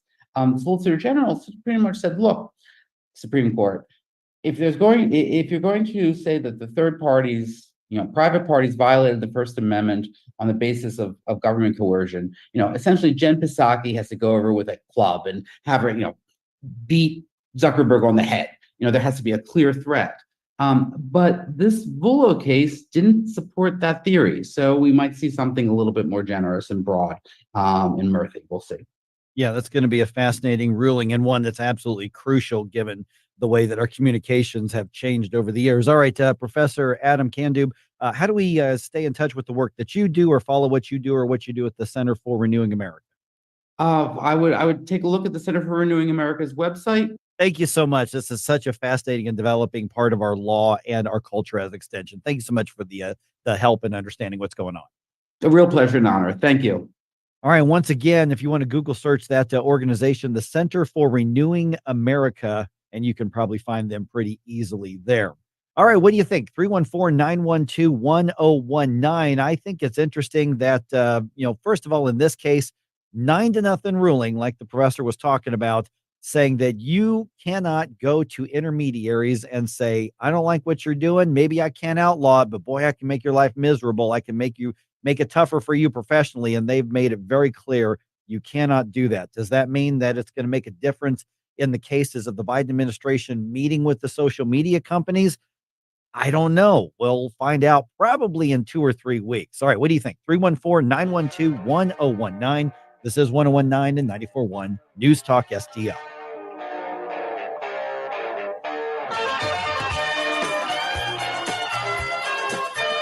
We give you news, analysis, opinion, and more. Only on News Talk STL. Get up, St. Louis. It's Mike Ferguson in the morning. What will you do when you call me? Nobody's waiting by your side. You've been running, not much too long. It's just your foolish pride. What's the key to maximizing the value of your outdoor space? Satisfaction. And getting a fence or deck that exceeds expectations with the highest quality American-made material. And working with a team that cares about your project as much as you do. And adding safety and security for your family and pets to play, relax, and entertain. At STL Fenceworks, satisfaction is our core value. Doing it right the first time, staying above the competition. At STLFenceworks.com, your satisfaction is our passion. St. Louis, you're invited to a free live event with Secretary of State Jay Ashcroft as he unfolds his bold red print plan to hire 1,000 law enforcement personnel to restore order in St. Louis when elected as Missouri's next governor. Don't miss this opportunity on Thursday, June 6th at 7 p.m. at 3710 Hampton Avenue to ask questions from the man on the brink of making history. Get details at stlouisrepublicans.com. Paid for by St. Louis City Republican PAC, Curtis Farber, Treasurer. News Talk STL is proud to have Doug Voss as part of our lineup every week. Doug has been a staple on St. Louis radio for many years as one of the leading financial experts in the area. You can hear Doug and Safe Money Radio 3 times every weekend on News Talk STL. And in case you miss anything, you can check it all out at DougVossSafeMoneyRadio.com. What else do our listeners need to know, Doug? Simply put, I focus on helping pre-retirees and retirees build, preserve, and protect retirement assets, and I've been helping my clients solve their insurance and financial needs for the past 33 years. I also strive to educate my clients on how to prepare for retirement, minimize the impact of market volatility on their assets, and deal with the challenges of increased longevity. Call me today at 844-676-SAFE. That's 844-676-7233. Doug Voss is a registered representative, securities offered through DHL Securities, LLLP, member FINRA and SIPC. This hour of Mike Ferguson in the Morning is brought to you by Stifel. Request a portfolio review from your Stifel financial advisor at stifel.com. That's STIFEL.com.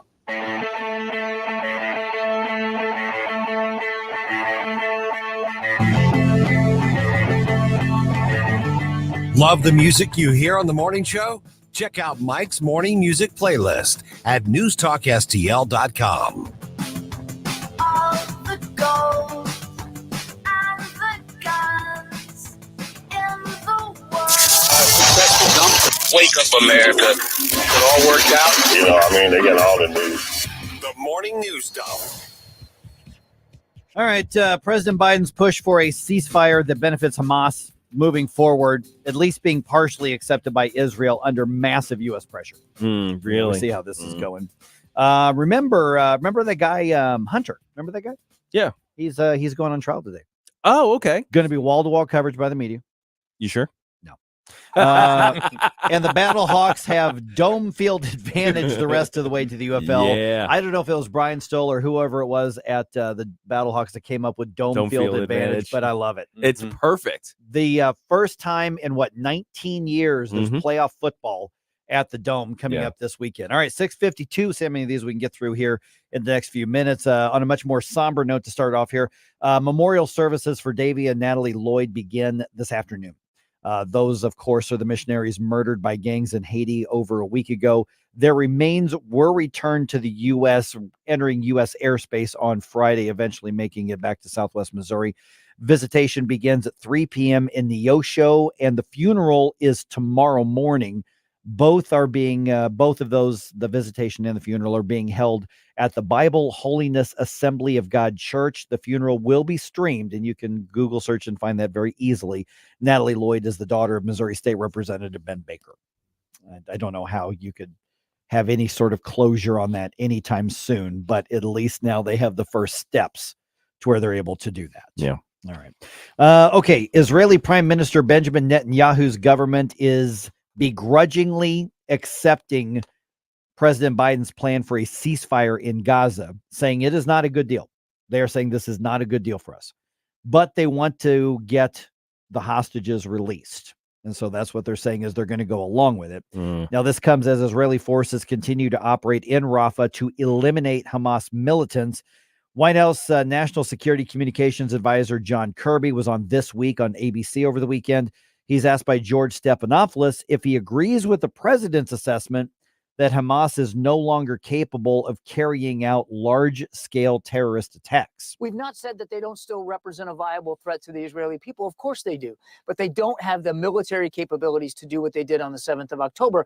And so from a military perspective only, George, as President Biden said, the Israelis have accomplished most of their goals in Gaza. So we acknowledge that they are still a threat, but we want a ceasefire, which we know gives them an opportunity to rebuild, to repair, to go back to Iran to finance.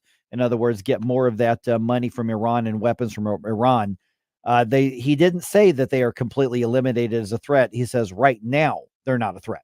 The Third Reich's war machine is destroyed. Why do we have to continue to Berlin? Right.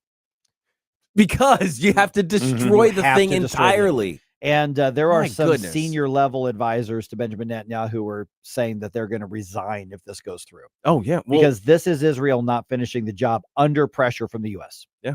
Did you see some of the tunnels, by the way? Mm-hmm. Underground tunnels that look like trucks could go through there. Yeah. Man, absolutely. So it's not just for people, but actually for armament and trucks. It's a very sophisticated operation they have there, and that's where all of the aid money goes. That's where all of the aid supply trucks they go towards making sure that the Hamas can continue to do those things, that they can turn water pipes into mortars. I mean, a lot of it. They're intercepting a lot of it. There is some getting through. They distribute some of it too. Yeah, Hamas is intercepting a vast majority of it. We do know that. I mean, not even the people against us, like the UN, and they're acknowledging that too. By the way, all of that, the purported closing up of Rafah is like, oh no, they're just corralling all of the civilians. The satellite photos from between May 5th and May 8th, confirmed by AP, show the emptying out of Rafah because Israel said, hey, evacuate because we're coming through. And people got up and left. That's how it's supposed to happen. But now we're already a month out from when that evacuation happened, and Israel is still being shackled here. Yeah, precisely. All right, Hunter Biden, remember that guy? Oh, yeah. His trial on firearms charges is set to begin in Delaware. The criminal trial of Hunter Biden begins Monday, with jury selection coming just days after another historic first, the criminal trial and conviction of a former U.S. president. In the Hunter Biden case, he'll become the first child of a sitting president to be a criminal defendant. The younger Biden has pleaded not guilty to lying about his drug use in 2018 in order to buy a gun. If convicted on all charges, he faces up to 25 years in prison. Greg Clugston reporting. Okay, so spoiler alert, he's not going to spend 25 years in prison. That's just not going to happen. But could he be convicted? I don't know. We'll wait and see. Those anti-gun organizations like Everytown and all these places, they're right on this, right? Because they want universal background checks, and they want massive criminal penalties for he's a Democrat. Oh, okay. So they're ignoring this thing. We're not here. Oh, okay. All right. Just make sure I understand. All right, let's see here. The Cardinals need an extra inning to get the win over the Phillies on Sunday. They did lose the series in Philadelphia, but they did not get swept. So the Phillies won 2, the Cardinals won 1. Final score was 5-4. Nolan Gorman, the MVP, he had a home run in the first inning, and he drove in the go-ahead run in the 10th. The Redbirds road trip continues today with a 7-10 game against the Astros in Houston. Kyle Gibson gets the start for this one. And tickets for this coming weekend's UFL Conference Championship between the Battlehawks and the Brahmas are on sale today in about 3 hours. 10 a.m. is when that goes live. XFL Conference title game will be Sunday night at the Dome. It's going to be a rematch of this past Saturday's game between those two teams. TheUFL.com/tickets if you want them.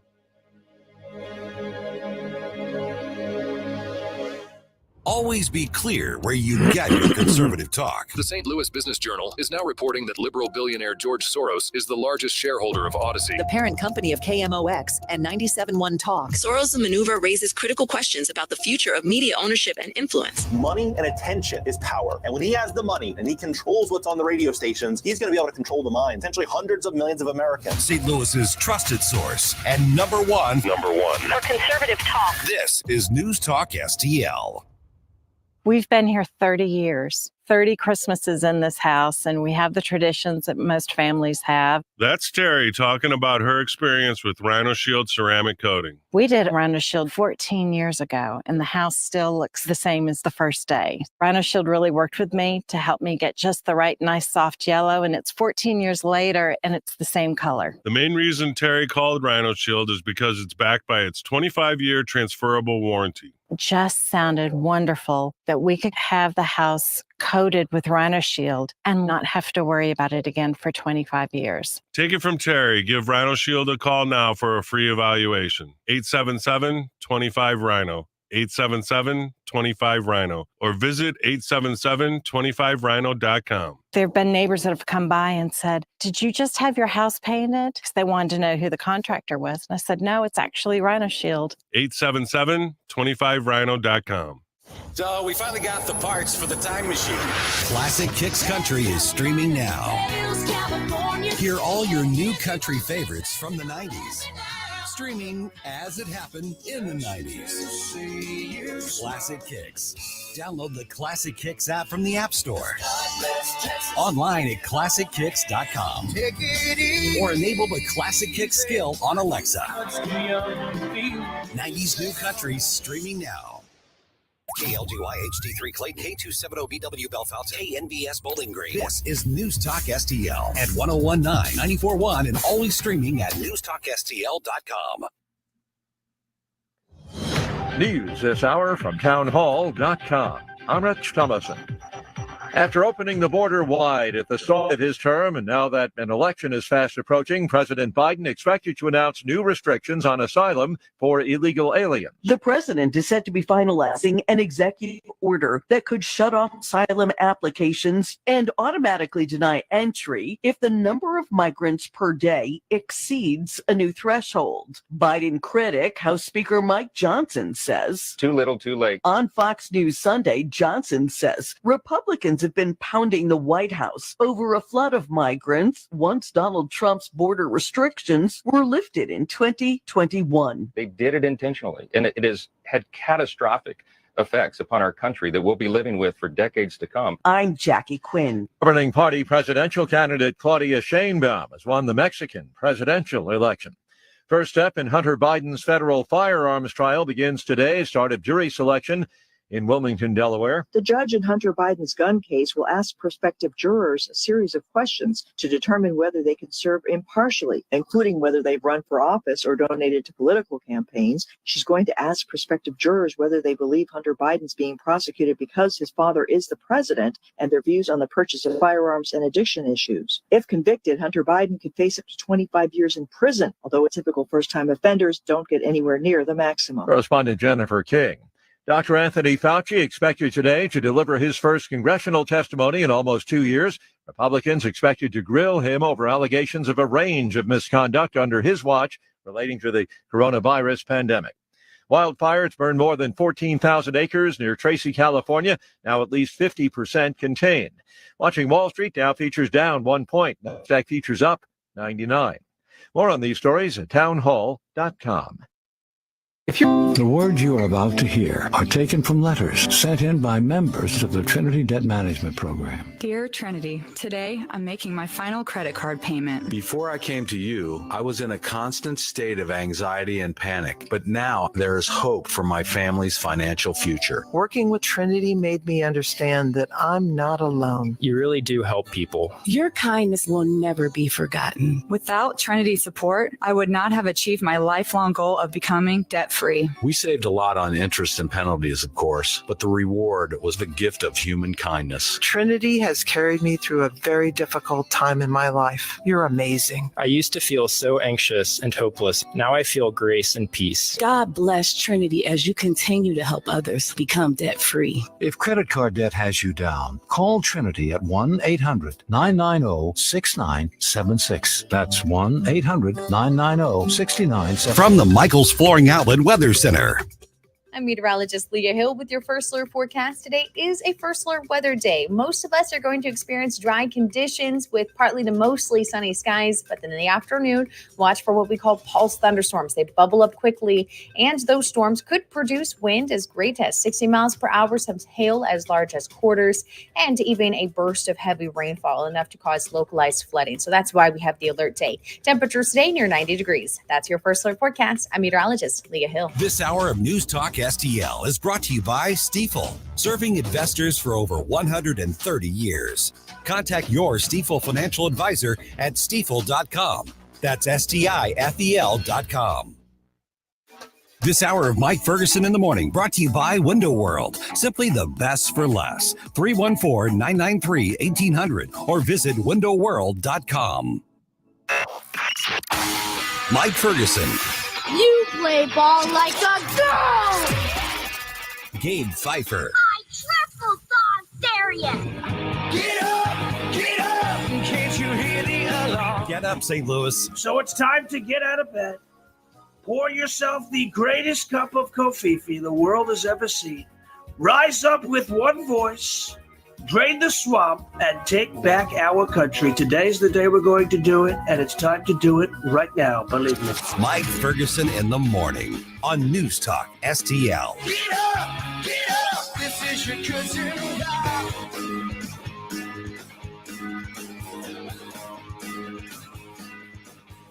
My wife was out of town over the weekend at a conference that she does called Liberty Fund, and they bring in a variety of people to discuss and kind of debate. So they bring in people with a variety of different viewpoints, although this is really a liberty movement thing, right? And on Saturday, June 1st, she asked everybody. She goes, "Do you know what day it is?" And of course, one of the folks who were brought in to provide more of a leftist perspective said, "It's the beginning of Pride Month." Oh my! That's not what Rachel meant. Wife's like, "It's my birthday." It is Pride Month, the month where you are supposed to change your social media profile and put in the rainbow flag. Rainbows thing, everywhere, but do not criticize the ever oppressed population of gay and bi and gender confused people who have no support from the media, no support from pop culture, no support from politicians. Why are you laughing at me over there? Because everything you just said was wrong. Yeah, that's true. All right, what do you think? You want to really step in it on this? I do. I mean, if the Riverfront Times still existed, they would be really pissed about what we're about to do. I woke up today and chose violence. Let's go. Not literal. Not literal. Yes. This is what the left would call violence. You know what? Let's step in it. Let's do this here. By the way, News Talk STL, we are the latest station event, Saving America 2024, the economy and the courts. This is going to be fascinating. We're teaming up with the Heritage Foundation, and Joel Griffith and Zach Smith are coming to town on June 25th. We're going to be at the Funny Bone in St. Charles. Once again, as our events tend to be, this is a free event. Mark it down on June 25th, which I think is a Tuesday, guys. Is that right? Tuesday, right? Yeah, I think so. Yeah. So mark it down. Yep. Go to newstalkstl.com.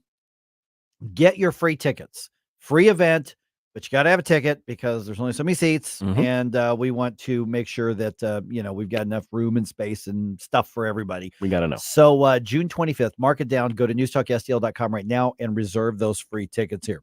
Okay. Maybe it's just me.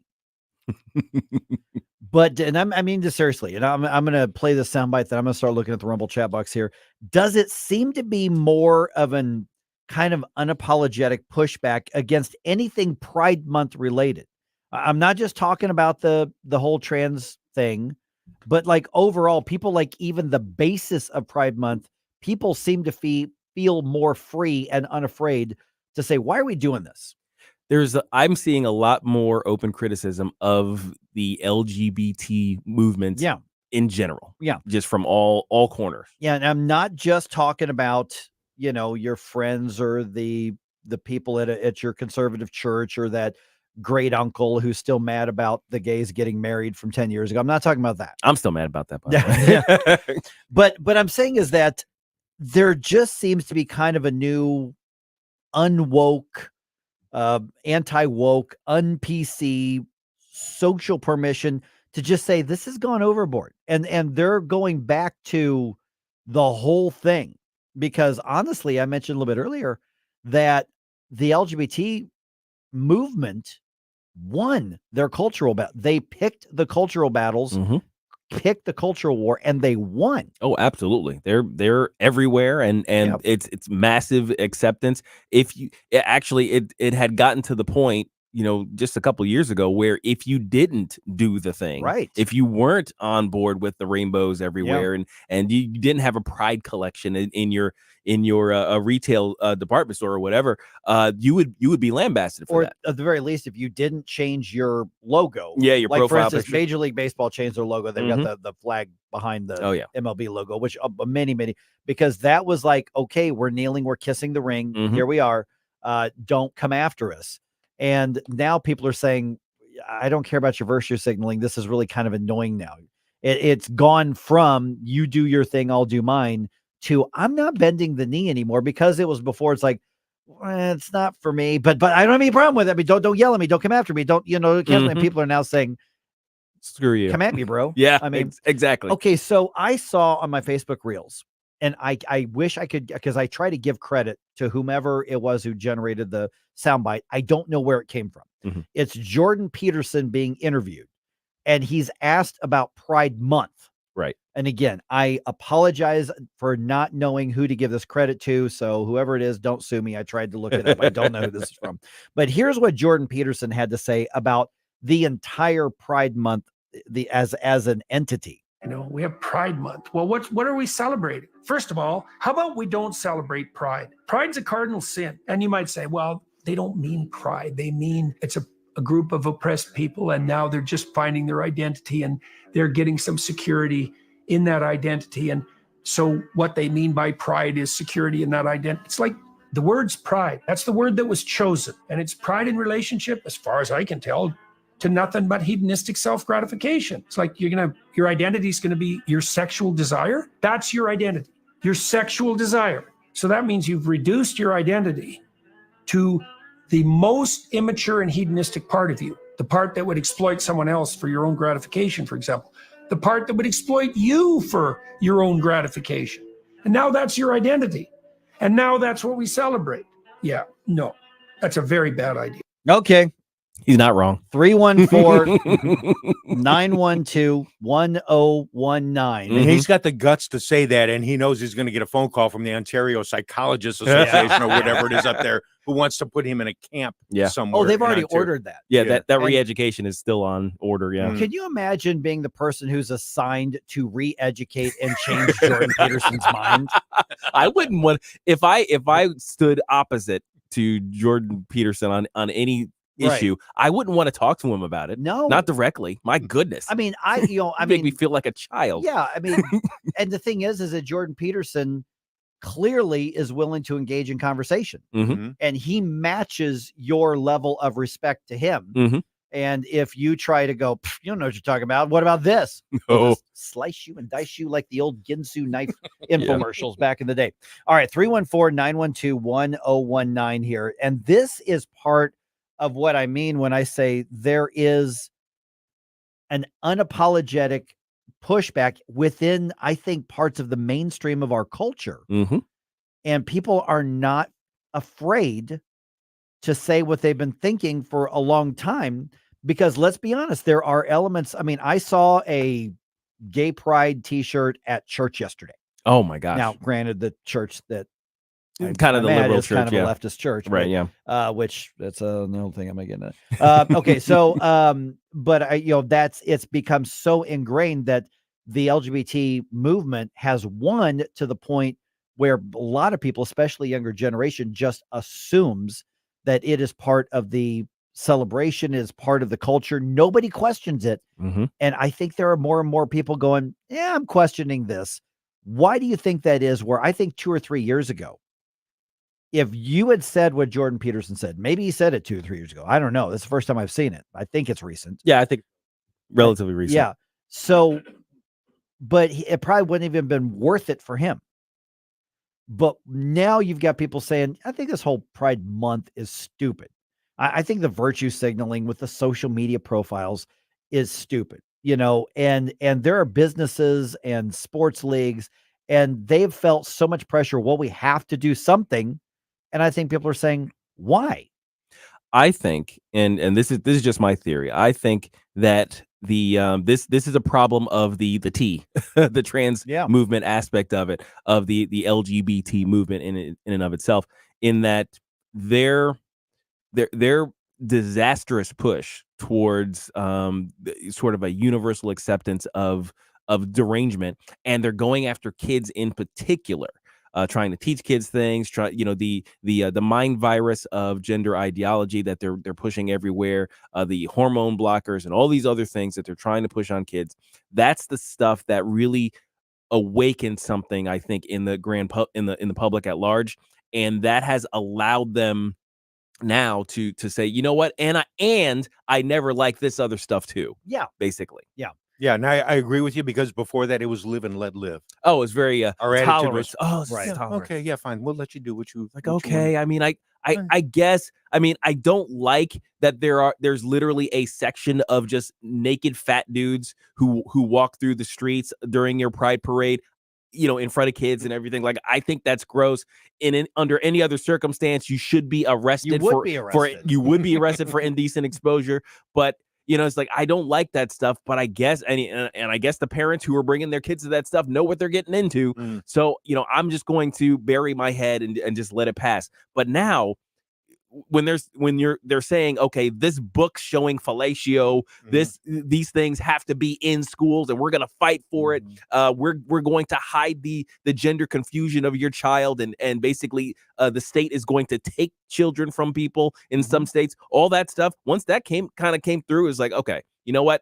All of this stuff is garbage. I'm gonna talk about all of it now. Blues Nut on Rumble makes let me get part of what he said here. Veterans get 1 day, but we're celebrating a whole month of being he says being a degenerate. So agree. Yeah, it's like I'm gonna continue taking the hot takes too. Yeah, so that's where I've just, and it's not even so much that Pride Month happens or that there's a controversy around it. It's just that I'm sensing more and more people are feeling unafraid to say, I'm saying no to the whole thing. And I think you're right, Gabe. I think it's when that line got crossed. Yeah. And first of all, it was the so-called trans thing, which I've said it a million times, just to remind everybody, there is no such thing as transgender. It does not exist. It's a social construct. Period. It's a social construct. Does not exist. So once it crossed into that, people were like, wait a minute. I don't know if I want to be an ally to that, because I'm afraid to not be an ally. I'm afraid to not be affirming, that sort of thing, which, the redefinition of words. But at the same time, now that we get into everything you just said with, it's not just tolerance, you will not push back against us indoctrinating and programming your children. And by the way, when Gabe was describing those books, you're not wrong. If anything, you understated it a little bit, because if we described it in explicit detail, what's literally probably in your public school's library right now, elementary school even. It would, if you possessed that in your home and showed it to some stranger's kids, you'd be charged with child pornography or whatever grooming related charges we can have. I know grooming is not an actual charge. But what's happened is that this aspect, which, they've stuck together for years and years and years. And now even as to paraphrase Dave Chappelle, the L's, the G's, and the B's are now saying, whoa, T's. Yeah. You're messing things up. And I think that whole thing, because it is a one movement of the different parts. And now you've got all these different flags and everything that goes along with it. I think people are tired of it. And at some point, you can even push sheep enough to where they go, no, that's enough. I think there's also the aspect of just being overwhelmed by it, because it isn't just a month, because that's, what was it? A couple months back, there was the Trans Day of Visibility. And oh right, that coincided with Easter. There was there's also this the Coming Out Day or something like that. That's a different day. There's in a different month. I think in February or something like that. So I think every time we see, okay, it's another Rainbow Flag Day. It's another Rainbow Flag Week. Okay, we're going to celebrate this trans person who's been elevated to this high position in government now, and then now a whole month dedicated to a quote unquote oppressed people. It's like, this doesn't make any sense. No, none of it makes sense. And what also has been very effective is the libs of TikTok. Yes. Showing especially the public school teachers who are very proud of the fact that they're going to get in between the child and the parents' values. We're going to use this for hatred reasons. We're going to use this for indoctrination. Basically, we're going to try to queer your kids. Pledge allegiance to the rainbow flag. Rainbow flag. Yep. All right. 314-912-1019. Got some thoughts about this? Let me know. We're getting a lot of comments on Rumble. You guys watch the other social media platforms. We still got time to talk about it if you want to get your thoughts in on this. Otherwise, I've also got the latest scam, and I actually received one of these on my phone yesterday. Literally. Really? Yeah. Okay. I'll tell you about that. Just head right around 7:21 here on 1019 94.1 News Talk STL. Destination, making cold mine to fight your war. Stop it right now. This is News Talk STL at 1019, 94.1, 99.1 HD3 and newstalkstl.com. Mike Ferguson in the morning. Get up, can't you hear the alarm? Get up, this is your cousin. Get up, what are you waiting for? Get up, get up. Connor Roofing, you can count on Connor. Connor Roofing is now a two-time winner of the National Best of the Best Award for customer satisfaction for roofing, storm damage restoration, siding, gutters, both residential and commercial. Please visit ConnorRoofing.com for an estimate. And remember, you can count on Connor. Tim Jones and Chris Arps in the afternoon. What new chaos and crises did Joe Biden start over the weekend? We'll discuss at 4:25 with former U.S. Senator Jim Talent. Red State Headlines at 5:25 with Susie Moore. Tim Jones and Chris Arps. Weekdays at 4 on News Talk STL. The Herzog Foundation is the vision of its founder, Stanley Herzog, and it exists to promote quality Christ-centered K-12 education nationwide. Hi, this is Chris Stegall with the Herzog Foundation. We offer a wide variety of resources relevant to today's families, including a free online publication called The Lion.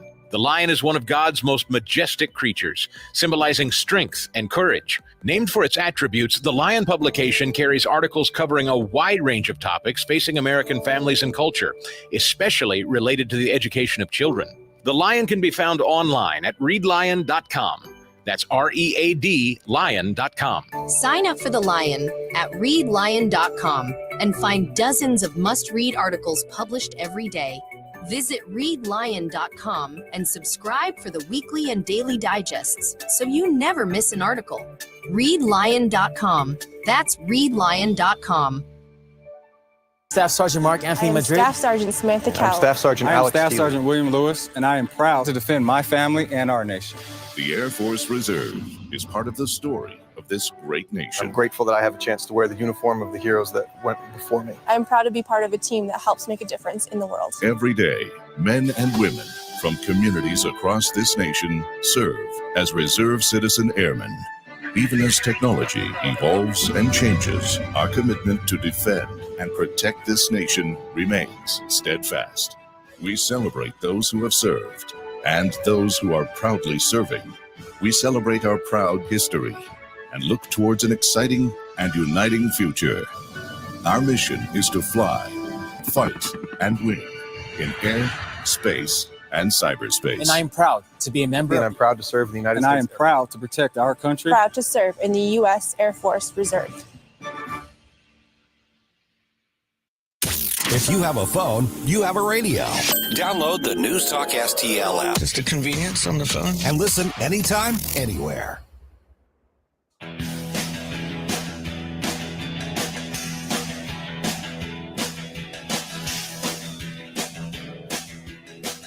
Bill O'Reilly here. Check out the O'Reilly Update this afternoon at 3:45. Right now, it's back to Mike Ferguson in the morning on News Talk STL.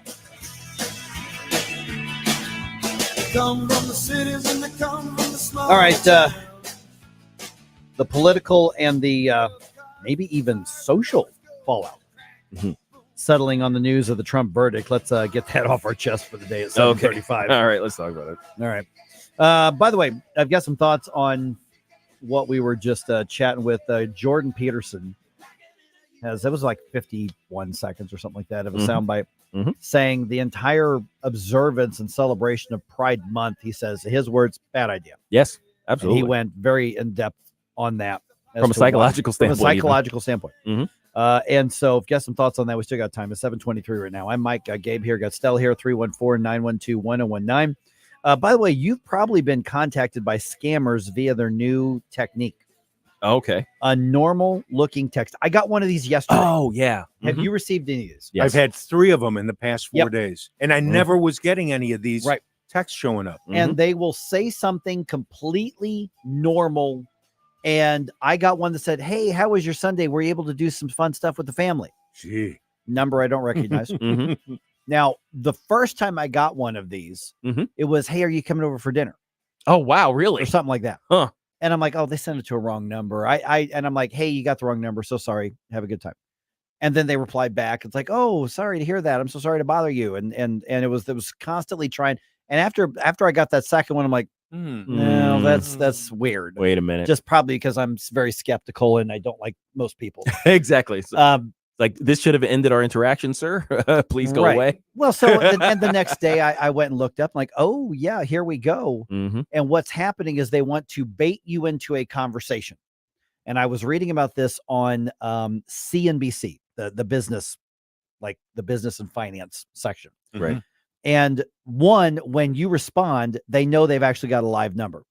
Mm-hmm. They know that it's not a call center number. They know it's not a voicemail number. They know that there's a person attached to that. Yeah. So that's why you don't respond to it. You shouldn't. They're saying don't do it, because then what happens is they want to develop a relationship, and then, oh, by the way, hey, you seem cool. Listen, I'm getting into this cryptocurrency. Let me show you how to invest. Yeah. Or a romance scam happens, or gosh. you seem nice, that. Mm-hmm. And so it's estimated that over $3 billion were lost to scammers in the U.S. last year. Billion with a B? With a B. And they can only estimate because most people are too embarrassed to report that they got. Oh my gosh. And so if you're getting these, every consumer protection, everything, public or private, government or private sector, they are saying, first of all, don't respond at all. Mm-hmm. Secondly, report it. You can click on it, and it's a button right there. You don't even because if you click on it and it says read, if I send you a text on my phone, I know that you read it. Right. You can just hold your finger down there and report. Mm-hmm. Then you can block. Right. And do that as well. You reporting is probably not going to do anybody good, but you can do it. Mm-hmm. You can at least report it to the phone company as a scam. Maybe it goes on a list of phone numbers that are connected to scammers. Right. So, and then they'll create a little bit. But this is one that people are falling for right and left because they're not doing the outrageous, like, Nigerian prince thing. I have $100 million. I need to store it because there's a coup in my country, or whatever the story was. Mm-hmm. If I give it to you, you can have a percentage of it until I can get there. And people were like, here's my bank account number. I just need you to hold on to my money. Right. Yeah. And there were people who fell for this. Absolutely. Which, to me, I have mixed feelings, because they got conned, they got scammed. But honestly, they were really kind of that's the price you pay for being stupid. Yeah. It's kind of the stupid tax, isn't it? It really is.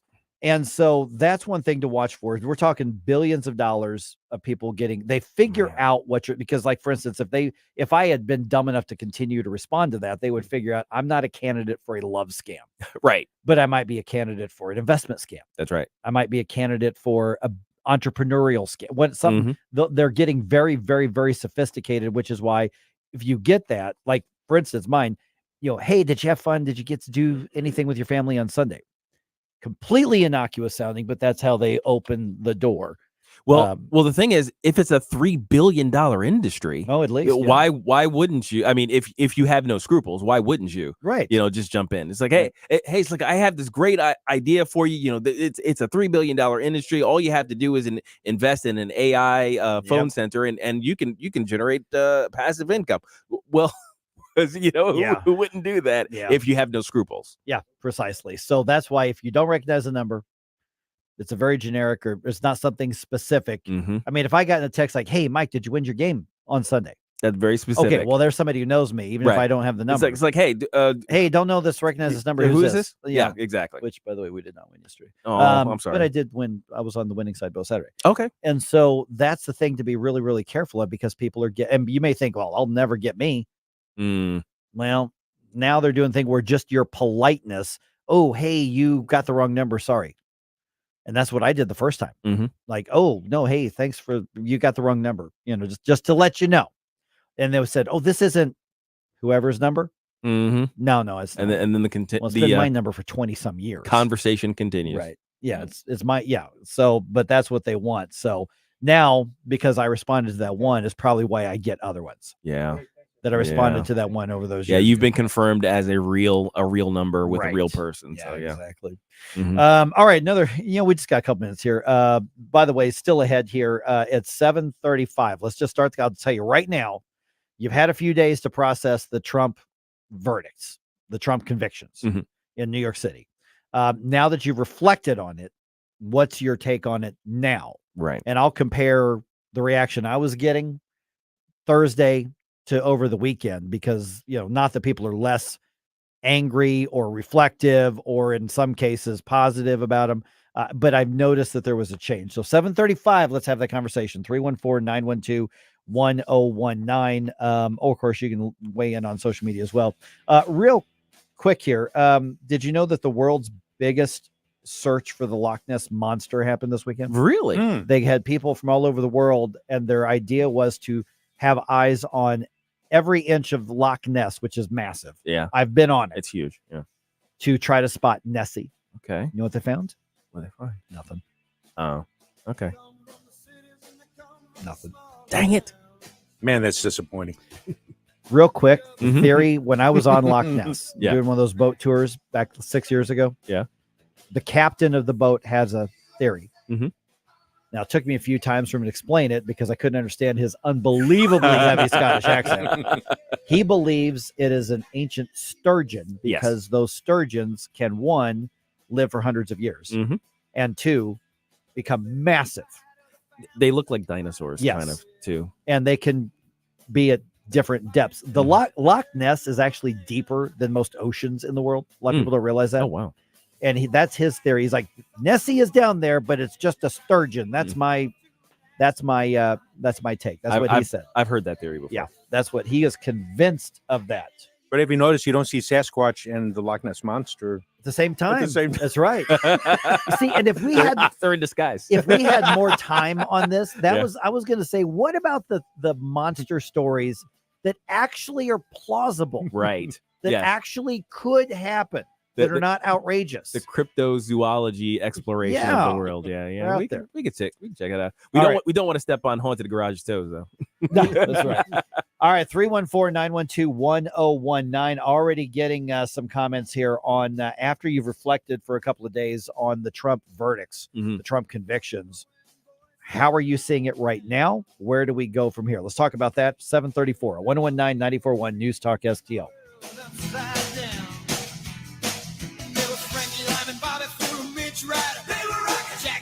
Follow us on Rumble at News Talk STL.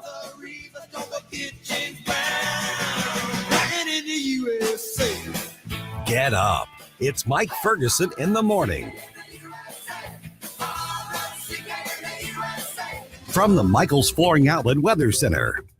I'm meteorologist Leah Hill with your first alert forecast. Today is a first alert weather day. Most of us are going to experience dry conditions with partly to mostly sunny skies, but then in the afternoon, watch for what we call pulse thunderstorms. They bubble up quickly, and those storms could produce wind as great as 60 miles per hour, some hail as large as quarters, and even a burst of heavy rainfall, enough to cause localized flooding. So that's why we have the alert day. Temperatures today near 90 degrees. That's your first alert forecast. I'm meteorologist Leah Hill. Are you concerned about the future of America, the economy, the courts, threats to our freedoms? Chris Arps here. Join News Talk STL for Saving America 2024, June 25th at the St. Charles Funny Bone. Hear from renowned experts Joel Griffith and Zach Smith of the Heritage Foundation as they analyze the critical issues facing our nation and provide insight into securing America's prosperity. Secure your tickets now at newstalkstl.com before they sell out. Brought to you by West and Mid Rivers News Magazines and the St. Louis Young Republicans.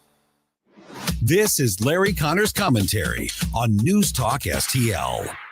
So you've had all weekend to think about it. Are you still as angry? Are you still happy? Are you accepting it is what it is? What is it? The Trump verdict. Convicted on 34 felony counts. But some say there were some strange jury instructions from the judge telling jurors you don't need to agree on what crime Trump allegedly committed to reach a unanimous guilty verdict. Yeah, that looks suspicious. CNN senior political contributor said this could massively backfire on Democrats. He said, judging by text messages and calls I'm getting, every Republican in the nation is a wet hen. People who are decidedly non-MAGA are now Trump fans blowing up saying this was wrong to use a justice system to persecute Donald Trump. He said they were rushing to donate money just minutes after the verdict. And to that point, within 24 hours of the verdict being issued in New York, the Republican National Committee and the GOP committee raising money and helping Donald Trump, They report within the first 24 hours receiving $35 million in donations. Oh, yeah, this could backfire. Get more Larry Connors on Larry Connors USA. Tonight at 6 on News Talk STL.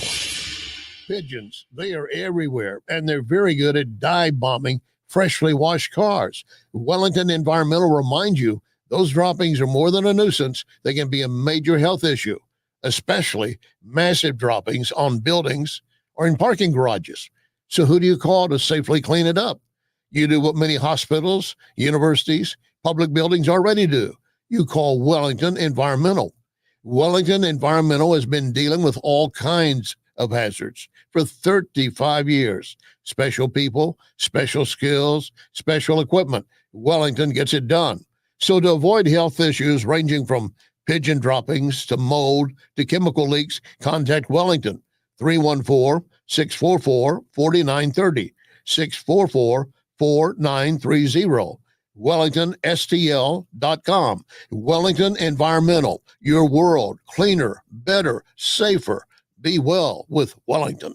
No matter how big the event, Capriotti's can take care of all of your business or personal catering needs. With party trays, box lunches, a meatball bar, shareable salads, plus desserts and sides. Easy ordering is available via the Capriotti's app. Check it all out at capriottis.com. Larry Connors USA. Hunter Biden and his artwork. Excuse me, Hunter. Apparently you're afraid of my words. What a coward. The art gallerist apparently claimed that one of Hunter's financial backers purchased most of his paintings for $875,000. What's this? Oh, it's a scribble, but really it's a man walking into his future and seeing his past at the same time. You are the epitome of white privilege. They were laundering money, and he had all of his friends coming forward to help him out. Larry Connors, weeknights at 6 on News Talk STL. Number 1 for live and local conservative talk. It's a battle for free speech against the left. I think they cheated before. They're going to try to do it again. 101.9 and 94.1. St. Louis is number 1 for conservative talk. Depend on it. News Talk STL.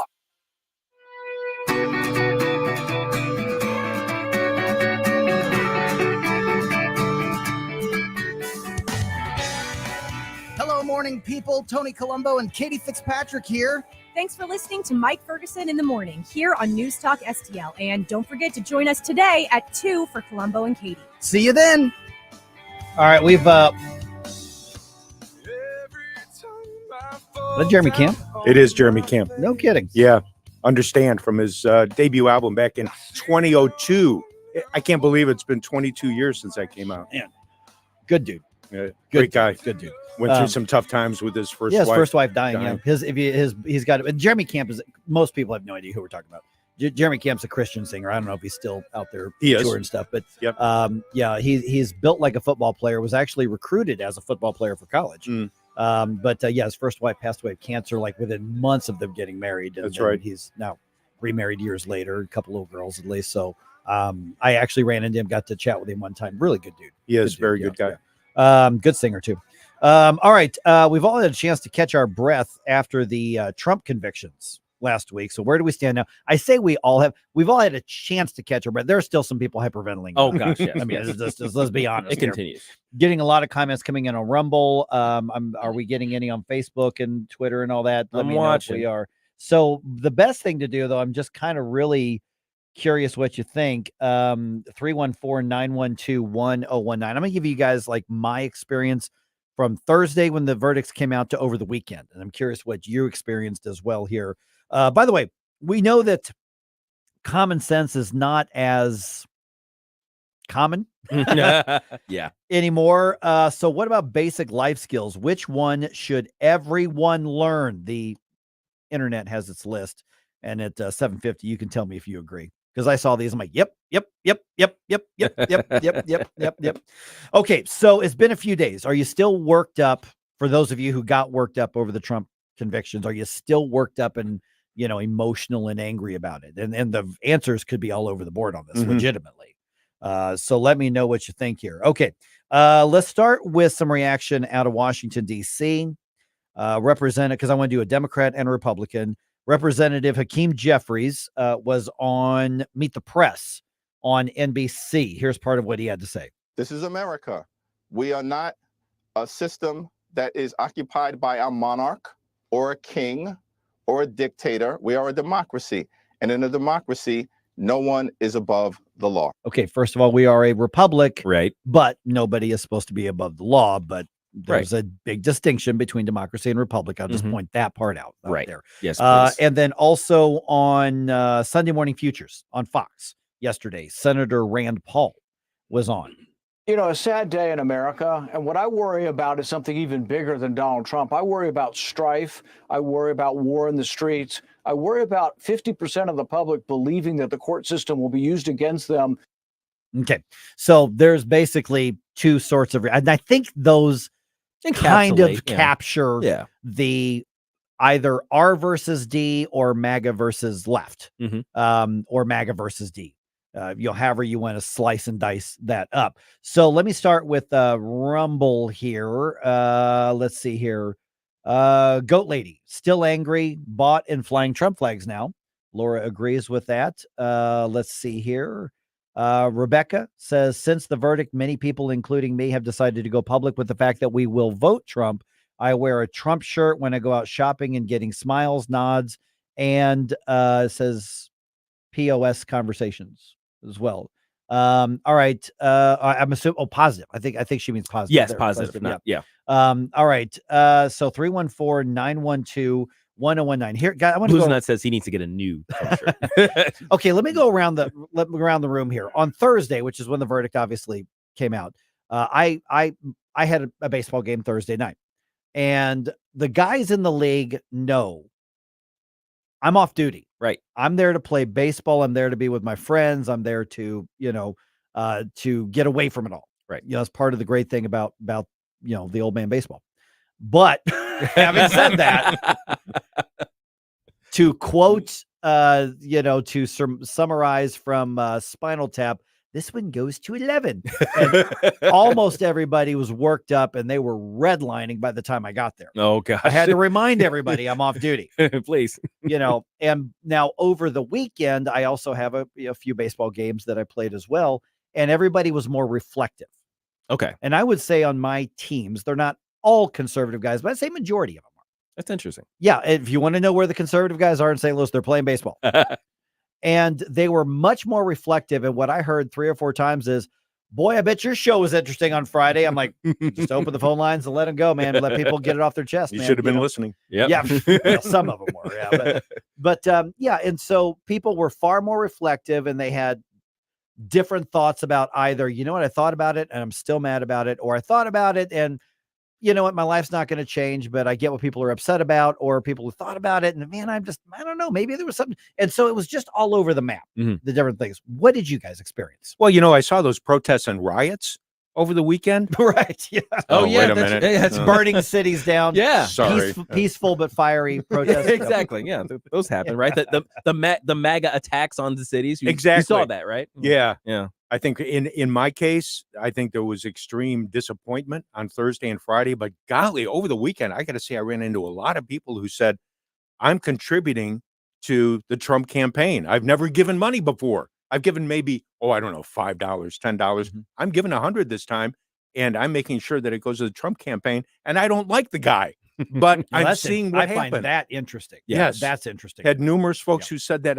I'm not a big fan of his, but boy, I'm seeing how he's getting railroaded here, and I'm willing to support him. Okay, hold that thought. I want to come back to that because I think that's fascinating. That is very fascinating. Now for me, for myself and Janet, our opinion kind of hasn't changed. Now, obviously, we were, it's like, okay, here we go.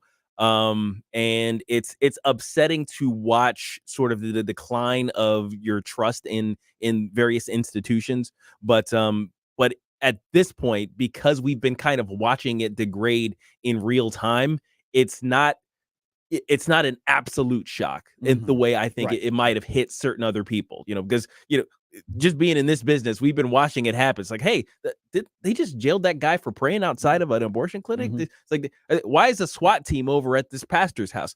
All of that stuff. We've been watching it happen. Getting hauled out of school board meetings. Yeah, exactly. Yeah. All that stuff has been happening. We've been watching it, and we're like, this is not good. My trust in the institutions is diminishing. So this is, it's almost like a final straw. I don't want to say it's a final straw, but it feels like a final straw because it's one of the most powerful people we've ever seen in America be taken down, or at least a major attempt being taken against him. And I think that's probably what hit a lot of people. It's like, I thought being rich and powerful was supposed to shield people from this kind of thing.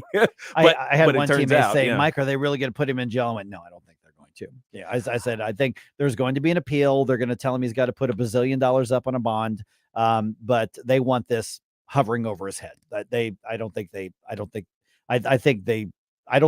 the blowback for that.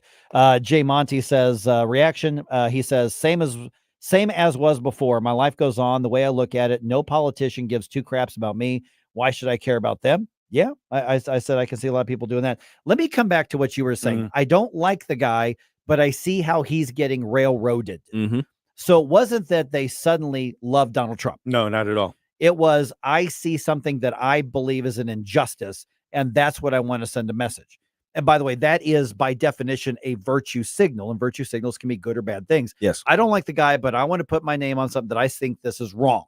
And two of the people asked me, what did he get convicted of that had to do with anything other than trying to do the NDA, non-disclosure agreement, and getting this thing taken care of, which was already past the statute of limitations, et cetera, et cetera. And I just looked at him and said, I can't answer that. We don't know. We don't know. Really, we still don't know. Yeah. Lawyers are debating at their, the legal theory behind, all of it. I've seen lawyers, both accomplished lawyers on both the left and the right, disagree. I mean disagree with each other. I have seen lawyers on the right go, okay, it's complicated, but here's the legal theory. Here's how they pieced it together, but it's bizarre and it's novel, meaning it hasn't really been used before. And so, but the bottom line is people see this as political. And I don't know how you can argue that it's not. I don't think you can. Now, some can argue that, sure, it was political, but, they maneuvered it within the system. And, okay, I'll let the lawyers argue about that. For what I saw personally was people who reflected back and went, okay, the world's not going to end. And the difference that I'm seeing both online and real life are some people look at this as an attack on them, as opposed to an attack on Donald Trump, or an attack on the entire country as opposed to an attack on Donald Trump, a lot of the upside down flags and all that kind of stuff as well. I don't see this as an attack on the country. It's not a nation in distress. Nation divided? Absolutely. And does this further the division? Absolutely. Does this create more stressors on our society? Absolutely. But I also think that as time goes on and people are going to realize this is the latest battle in a political war, I hope we come back from some of the hyperbole, because if you're getting hyperbolic, you're not focused on the things that are actually going to win back the things that we've lost. Now, speaking of the battle, I will say that there were a couple of people who commented to me about that. This was on Thursday and Friday. Well, it'll go to the it'll go to the appeals court and they'll overturn it. And I said, I'm going to be honest with you. I've had 24 hours to think about this. The appeals court in New York is going to be just as biased as what happened on Thursday. And don't expect them to just waltz right in and go, oh, yeah. I see what you're saying here. We'll overturn it. That may not happen. And if they don't overturn it, then we've gone another step towards will this eventually end up before the U.S. Supreme Court? Yes. Maybe. They don't generally take a lot of criminal conviction stuff. Usually when they take a criminal conviction thing, it's because it's precedent setting for something else, or it's a death penalty case. And they hate to get involved in political stuff. And they don't, especially when it's legitimately the purview of a state or local court. They're very hesitant to do that. So could it go to the Supreme Court? Yes, it absolutely could, because obviously you've got extraordinary circumstances.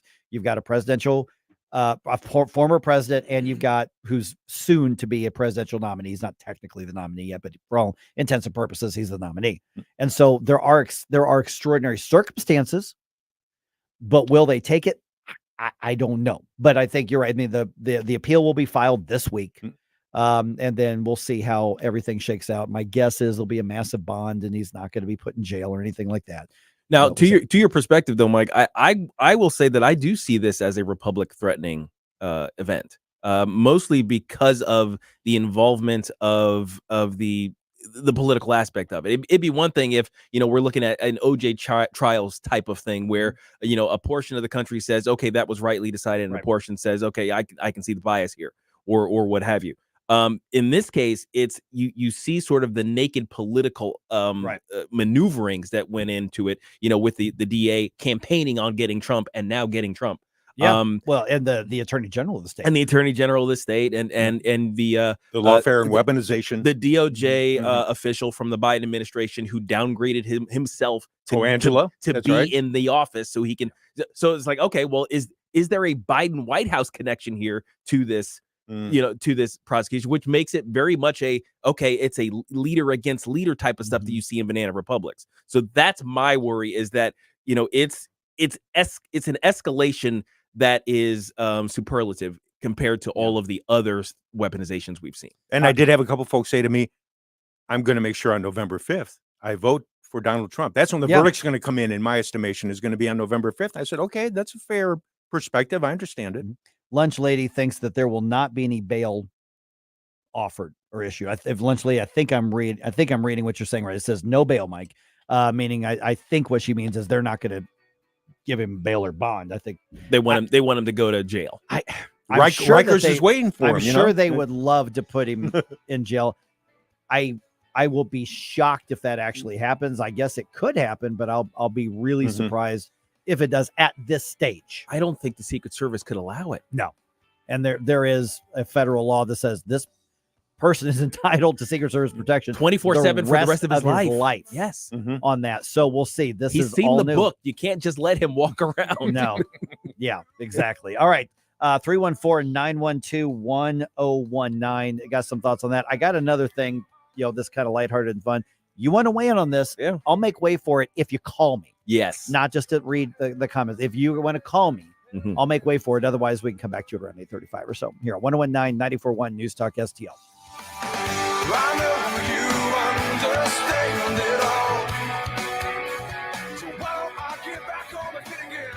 I know you understand it all. Get up. It's Mike Ferguson in the morning. I know you understand it all.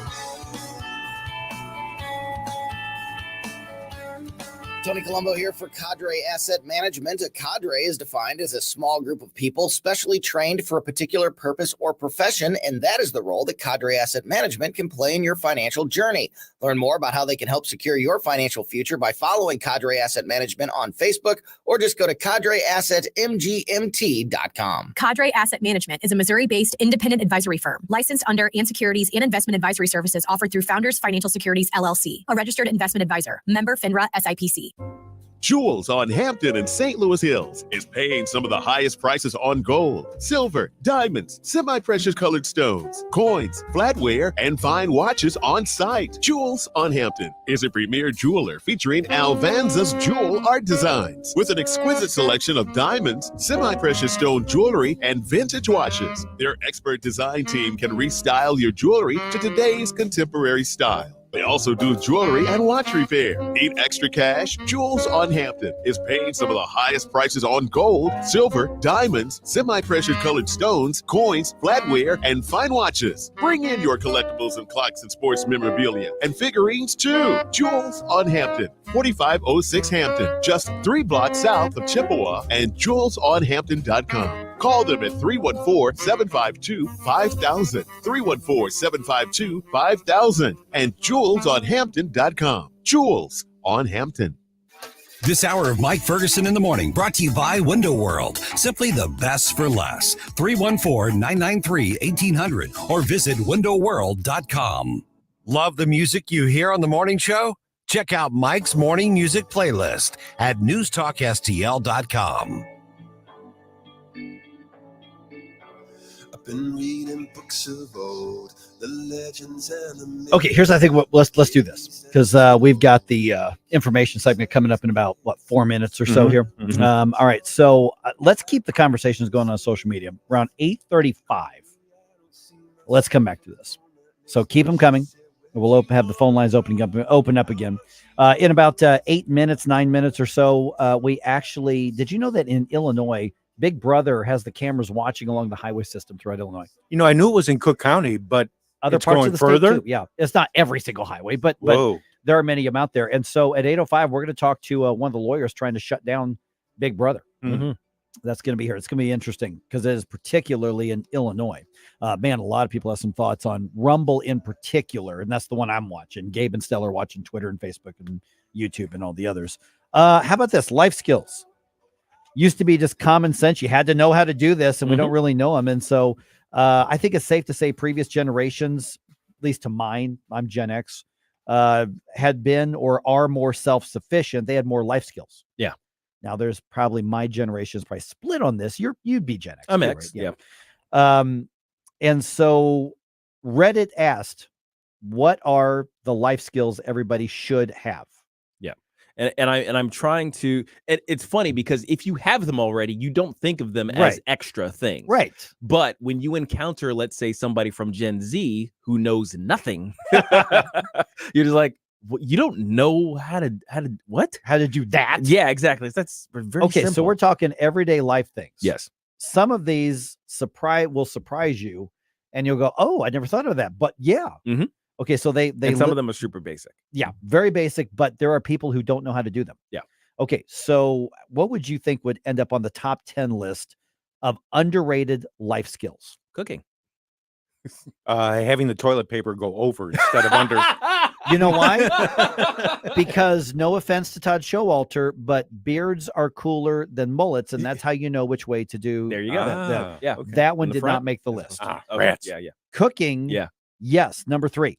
Yeah. For some reason, people just don't know how to cook anymore. I think because kids are they don't have these chores anymore, so they don't have to engage. They don't have to help mom with cooking or dad with cooking. And helping is right because you don't have a family setup a lot of times these days, and you don't have grandparents in there. You don't have grandma helping. Oh yeah, and that's where you passing learn a lot down of the recipes. Exactly. Yeah, I mean, it's not only healthier, also saves you a lot of money. Oh, absolutely. You guys notice that I rarely go out to lunch anymore. I bring my lunches. Yeah. You know, because I just prep my food and I bring it in. And not that I'm like tomorrow, one of my friends is in town. I'm going to go get lunch with him. But you've saved hundreds of dollars over the last month. I have. Because man, when we were downtown, I was at Maggie O'Brien's like once a week. Yeah. I was at Carson's down in Soulard probably once a month. And, you know, I had a lot of that. And these days, even if you're just doing fast food, that's $10 a day. Oh, goodness, no. and really bad for you. Yes, also that. Okay, what else do you think's on there? I'm going to guess that's something that I never think of as being a basic that's balancing your checkbook because people don't have checkbooks anymore. So I'm wondering if kids don't even care. Just basic home finance. Yes, home financing. I think that should be in the top 2 or 3, and it's not on the list. Wow, really? But I think that should be on there. Yeah, budgeting. You know, balancing checkbooks, you know, all of those financial things. Basic personal finance. Basic personal finance. I think every kid in high school before they graduate should be handed a Dave Ramsey book. Yeah, exactly. You will read this. Yes, yes. Okay. Simple home repair. Okay, there you go. There you go. Let me find it. Basic home and car maintenance is number 4. Yep. Basic. I mean, change your tire, change your oil. There should be simple things you can do yourself. Be able to check the oil, be able to check the belts, all that kind of, basic home and car maintenance, number 4. Let's see here. Let me just go because I've just got a minute or so left here. Number 10, I thought this was fascinating. How to tell an interesting story. Oh, wow. Yeah. Yeah. Number 9, how to safely operate a firearm. Yes, absolutely. Number 8, how to read a nutrition label. Number 7, spelling. Good luck with that. Number 6, sewing. 5, how to unclog a toilet. Home and car maintenance. Cooking. How to swim in first aid. Basic. Talk radio made in St. Louis. Very excited for what you guys are doing for the St. Louis community. For St. Louis. Relevant local talk. Saying what we are thinking. This is News Talk STL. You guys are awesome. I love you. And it's a tremendous honor to be on the station. News, analysis, and opinion. Thanks for covering the local angle. Oh, people, this is America. We better open our eyes. Really local, really good. News Talk STL at 1019, 94.1, and newstalkstl.com. Hey, News Talk STL family. This is Marissa Jones with Jones Air and Water. I am so excited to announce our newest addition to our services, nutrition and wellness coaching. If you are looking to lose weight, increase energy, get rid of those headaches, balance your hormones, or simply find a healthy balance in your lifestyle, give me a call today. Mention News Talk STL and receive 10% off any nutritional service. Call us at 636-899-1040. That's 636-899-1040. From home improvement to replacement, do-it-yourself electrical projects can be shocking. That's where Grasser Electric can help. They've been lighting up St. Louis for years. From ceiling fans and dimmer switches to repair or replacing your electric. No job is too big or too small for your home or business. Grasser Electric will even install emergency backup generators. So call Grasser Electric today before the sparks start to fly. 636-441-5200 or go to grasserelectric.com. Oh, Adam, you are so romantic. And I love the kitchen you found with all these great crumbs. Yeah, baby. Only the finest crumbs in the kitchen for my favorite aunt. Oh, no. It's the pest control company again with those green wheels. They always kill the mood. This is Derek, the owner of All Solutions Pest Control. Give us a call today at 636-486-7888. We'd love to help you out. Learn more about our special $67 offer. You can visit us online at allsolutionspestcontrol.com. If a pest-free home is your goal, call All Solutions Pest Control. KLGY HD3 Clayton, K270BW Belfast, KNBS Bowling Green. This is News Talk STL at 1019, 94.1, and always streaming at newstalkstl.com. News this hour from townhall.com. I'm Rich Thomason. President Biden's son Hunter is in a Delaware courtroom this morning as he heads to trial on federal gun charges. The trial opens in Delaware with jury selection in a case brought by the Biden Justice Department. At one point, a plea deal was in place that would have avoided a trial, but that agreement unraveled last summer. Prosecutors say the younger Biden bought the gun illegally in October 2018 because he falsely swore on a federal form that he wasn't a drug user. His lawyers say he never fired the gun and that it ended up dumped in a trash can. Greg Clugston, Washington. House Speaker Mike Johnson contends President Biden's pending border security announcement is blatantly political. He says it's obvious given the administration's open border policy of the past several years. They did it intentionally, and it has had catastrophic effects upon our country that we'll be living with for decades to come. And now he wants to issue some sort of executive order, I guess, to show that, oh, no, he really does care about the issue. The only reason he's doing that is because the polls say that it's the biggest issue in America. Johnson on Fox News Sunday. A boil water order remains in effect. Crews in Atlanta working round the clock to repair ruptured water mains left more than 1 million people without water. The mains, said to be very old, broke Friday morning. Democrat Texas Congresswoman Sheila Jackson Lee says she's undergoing treatment for pancreatic cancer. She is seeking a 16th term in office. Jackson Lee won the Democratic nomination in March, months after losing a mayoral bid in Houston. For the first time, Mexico will have a female president. The governing party's Claudia Sheinbaum, former Mexico City mayor, won the Mexican presidential election. Ahead of this morning's opening bell on Wall Street, the stock futures are mixed. Dow futures currently down 8 points, while the NASDAQ futures 97 points higher. More on these stories at townhall.com. This is a special alert to all Americans who own a vehicle with less than 200,000 miles with an auto warranty about to expire or with no warranty coverage at all. Due to a decline in the economy, CarShield is announcing a low-cost month-to-month vehicle protection plan that is now available to the public to save any driver out-of-pocket expenses on future auto repairs. Call now to find out how you can pay almost nothing for covered auto repairs. Yes, you heard that correctly. Pay almost nothing for covered auto repairs. An open phone line has been established for all drivers to call for a free quick quote. Call 800-932-8603 now. Drivers who are covered will not have to pay for covered repairs again. This protection plan is at an all-time low. Additionally, drivers who activate this vehicle protection today will also receive free roadside assistance, free towing, and car rental options at no additional cost. Call us for your free quick quote today. 800-932-8603. That's 800-932-8603. What do you have to lose? Call 800-932-8603. Again, 800-932-8603. From the Michaels Flooring Outlet Weather Center. I'm meteorologist Leah Hill with your First Alert forecast. Today is a First Alert weather day. Most of us are going to experience dry conditions with partly to mostly sunny skies, but then in the afternoon, watch for what we call pulse thunderstorms. They bubble up quickly, and those storms could produce wind as great as 60 miles per hour, some hail as large as quarters, and even a burst of heavy rainfall, enough to cause localized flooding. So that's why we have the alert day. Temperatures today near 90 degrees. That's your First Alert forecast. I'm meteorologist Leah Hill. This hour of News Talk STL brought to you by Senior Memorial. Give Benjamin Schaefer a call at 314-866-8886 or visit memorialplans.com. Senior Memorial Heritage Protection. Seavers JCB is where you need to go for the industry's best compact track loaders, featuring the iconic single-arm JCB power boom and side door entry. JCB compact track loaders are stronger and safer than conventional twin-arm machines, and they deliver the power and performance you need. For a limited time, get financing rates as low as 0.99% on new JCB compact track loaders, or take a generous cash incentive. Stop into your local Seavers JCB or visit seaversjcb.com.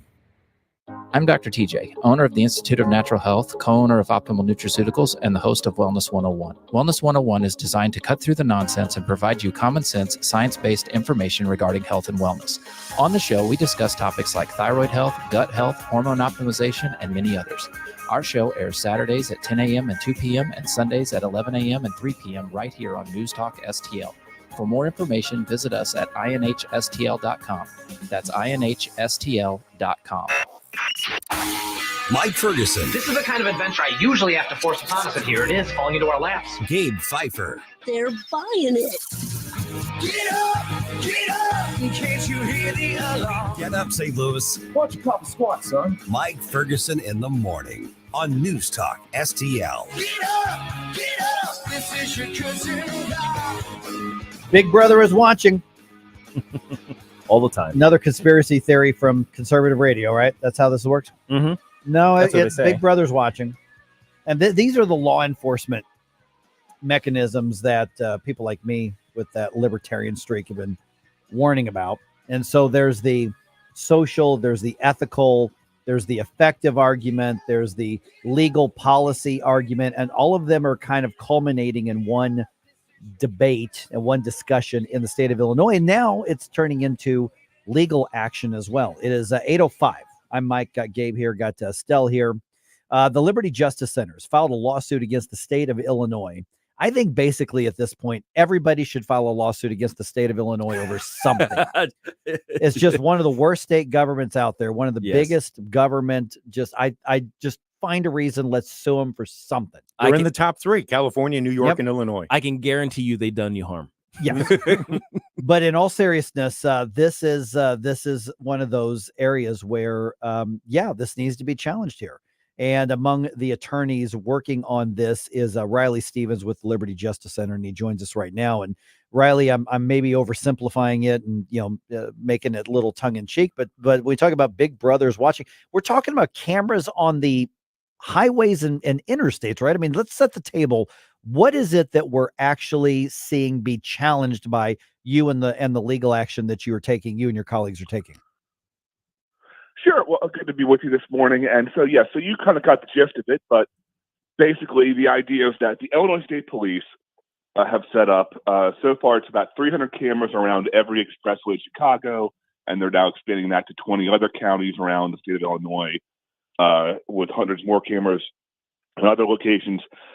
And as you say, essentially they're taking this data and they are tracking every car that drives by every day, every morning. If you commute to work in the Chicago area, they have every commute you do, every time you go to see your doctor, and they are just holding on to that information. It is not that they are actively looking for a crime necessarily, it's that they are holding on to where everyone is driven in case they want it later. And they're feeding that into a national database, which is now not just Illinois State Police, but thousands and thousands of other law enforcement agencies around the country. It's the feds, it's the states, it's the cities, and it all goes in the same database. And now they know everywhere you've driven. And so we have filed a lawsuit on behalf of two Chicago residents here at the Liberty Justice Center, where we are suing Illinois State Police, saying that this kind of warrantless, suspicionless tracking of every citizen in the region and around the country is a Fourth Amendment problem and should be subject to a warrant requirement. Now, if I were to ask the Illinois State Police or the Pritzker administration or somebody just generally who supports this, are they going to tell me, well, this is to help us get emergency vehicles out somewhere? Maybe this is going to eventually help us spot stolen cars or kidnapped. What is the justification that's been given publicly already for installing these cameras? I mean, I think most people would probably agree there's a creepy factor to it, but what are they going to argue is the reason we should be putting up with it? That's just a wrong argument in your opinion. Well, I mean, what they would say is that it helps them solve crimes, right? And that may well be true at some margin, right? I mean, that, you know, they can go back and yeah.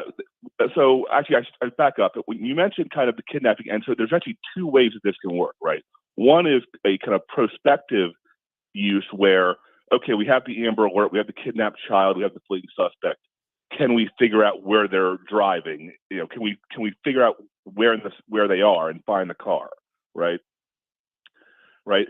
That is one end of this, and that's, you know, that is obviously you have some privacy concerns there, but that is at least what we think more defensible than the other application they're using for, which is not looking at anyone with a suspicion or anyone who might they have a reason to believe committed a crime, but instead they're just tracking everyone. They're tracking you in case they decide they don't like you later, right? And that's the difference. And, you know, to the point of, well, how many crimes can we solve? Well, the thing is, you know, we could solve a lot of crimes if we just put a camera in every room of your house, in everyone's house, right? We would catch a lot of domestic violence. We would catch a lot of drug use. We could catch a lot of, you know, sexual assaults and all sorts of other things.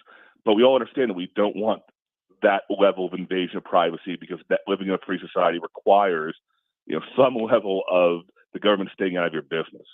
Good morning, Reilly. Gabe Pfeiffer here.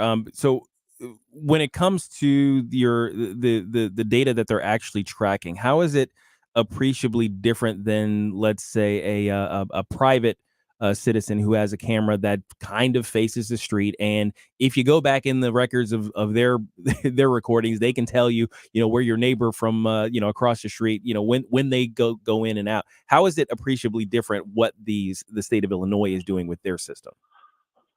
Well, I'd say there's two differences. The first is that it's not one camera in one spot or a couple cameras in a couple spots. It's 100 cameras all around the city of Chicago and soon all around the state, right? So it's not just a one data point of, you know, where did you drive past on one day. It's all of the different places you've driven, and therefore they can map out your route, as it were, right? And so the aggregation of that metadata, right? Mm-hmm. This is like you know, it's like you know, your cell phone location, right? Your cell phone location, by any particular one location might not mean anything, but if I show that your location is that you're driving around to all these different places where crimes have committed, then you all of a sudden the cops can put together a narrative of what this data means, right? And so there's that.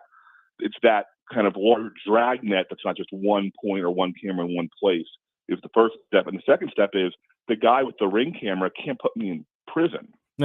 Right? He can't lock me up and throw away the keys. So I'm more worried about the people who have the handcuffs than I am about average citizens. Now, these things are everywhere now, and they are being put in, for instance, by you know, homeowners associations are putting these in to track who comes into the neighborhood just so they can rat out their neighbors. So I don't like that, but those homeowners associations, as bad as they are, they can't lock me in a cage.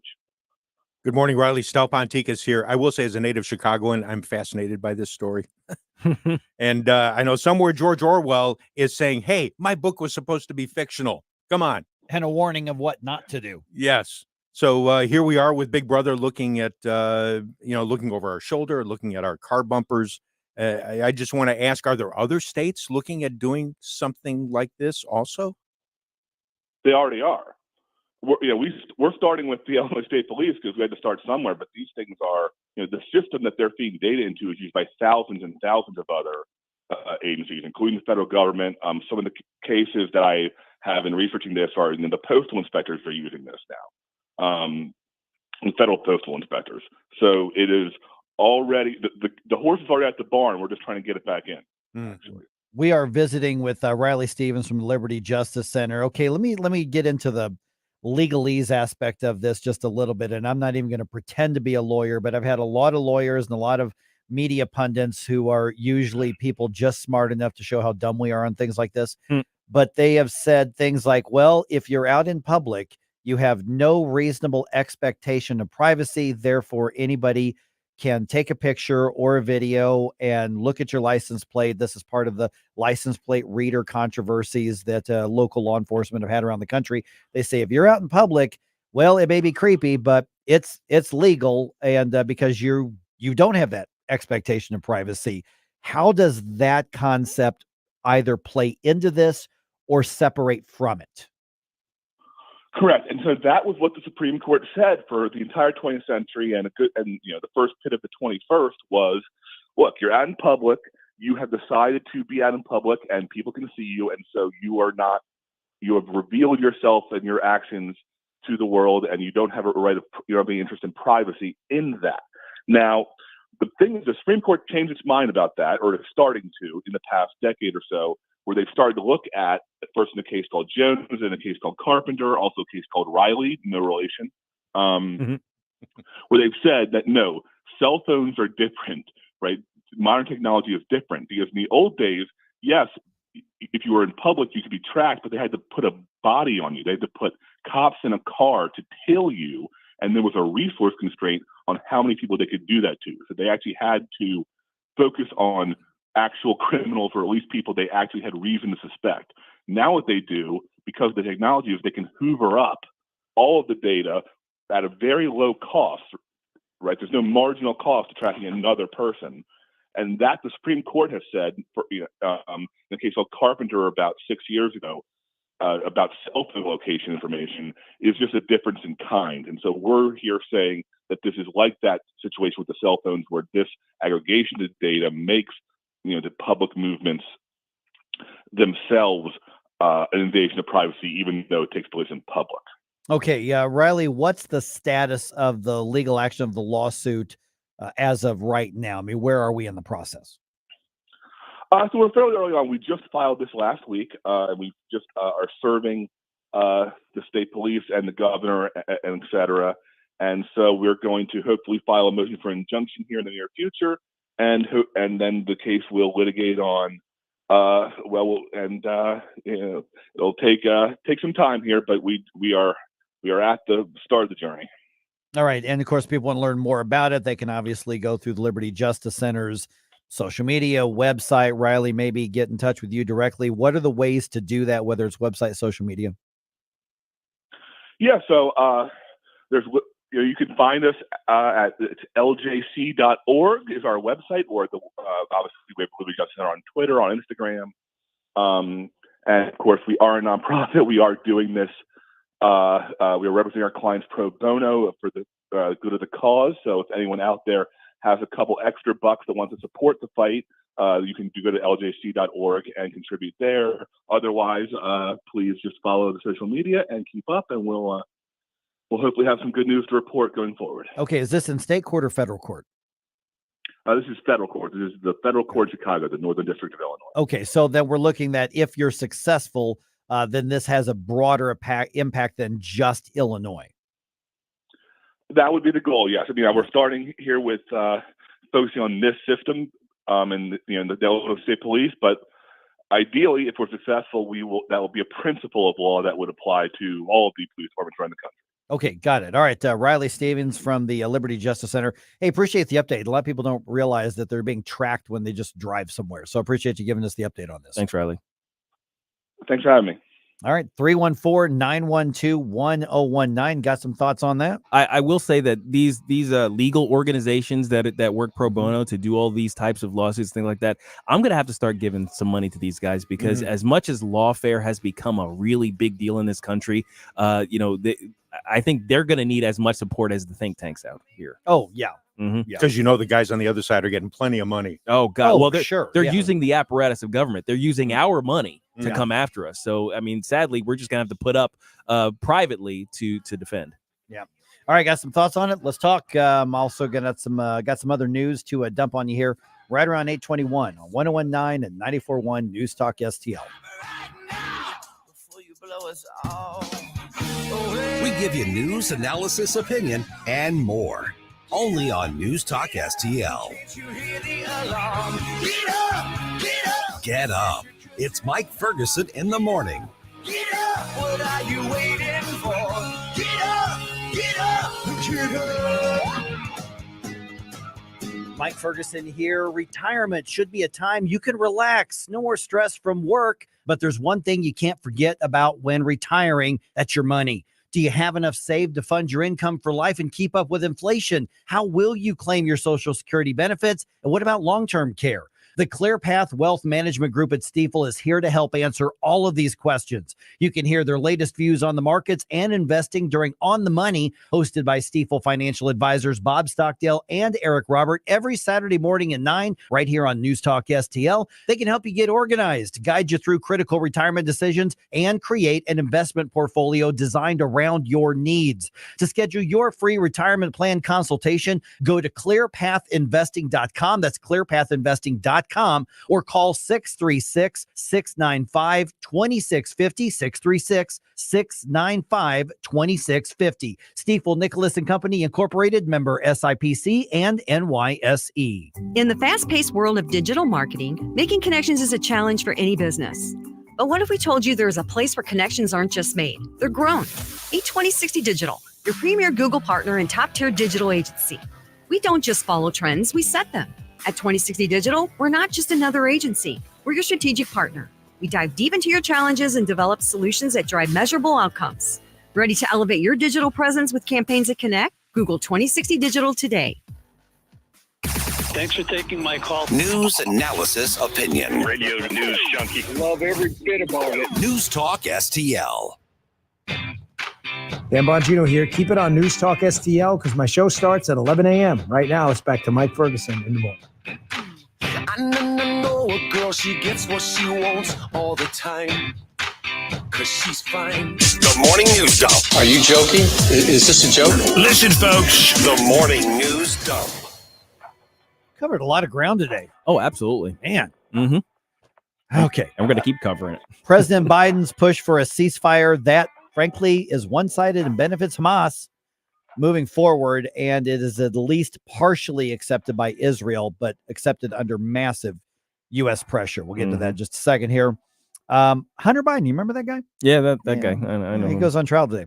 Okay. And the Battle Hawks have dome field advantage the rest of the way in the UFL.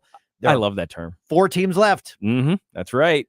So we've got 2 games, right? We've got this one coming up on Sunday, and then one more. Let's put it this way: there are 3 games left in the UFL season. 3. Mm-hmm. The 2 conference championships and the championship, which is on June 16th. 2 of those 3 games are in St. Louis at the Dome.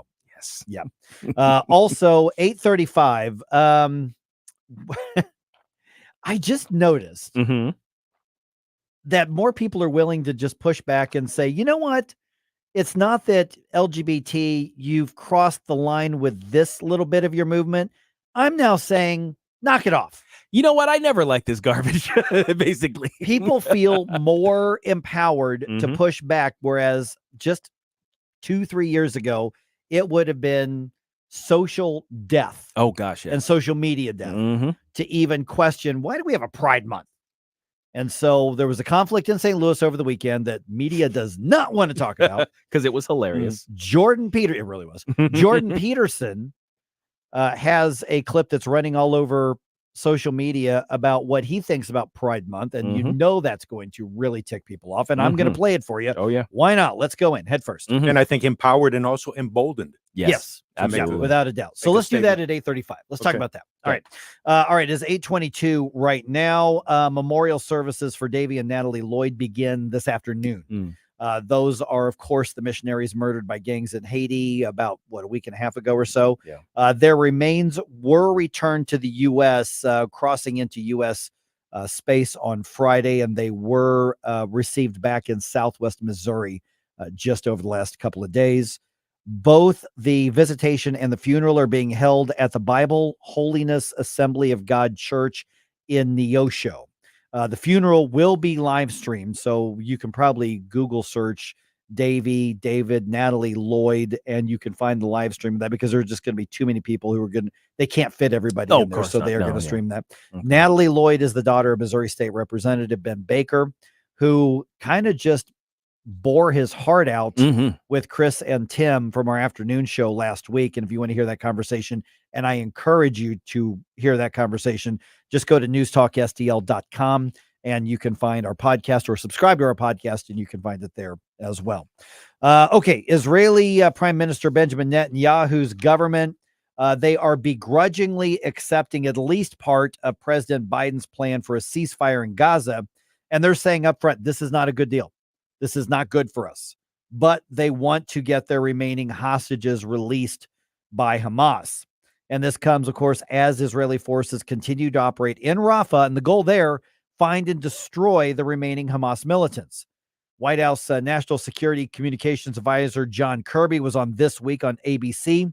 He was asked by George Stephanopoulos if he agrees with the president's assessment that Hamas is no longer capable of carrying out large-scale terrorist attacks. We've not said that they don't still represent a viable threat to the Israeli people. Of course they do, but they don't have the military capabilities to do what they did on the 7th of October. And so from a military perspective only, George, as President Biden said, the Israelis have accomplished most of their goals in Gaza. Okay, so they're acknowledging that they are a viable threat. Yeah. They are an active, viable threat. But we're doing everything we can to get Israel to back off. Israel says this is bad for us.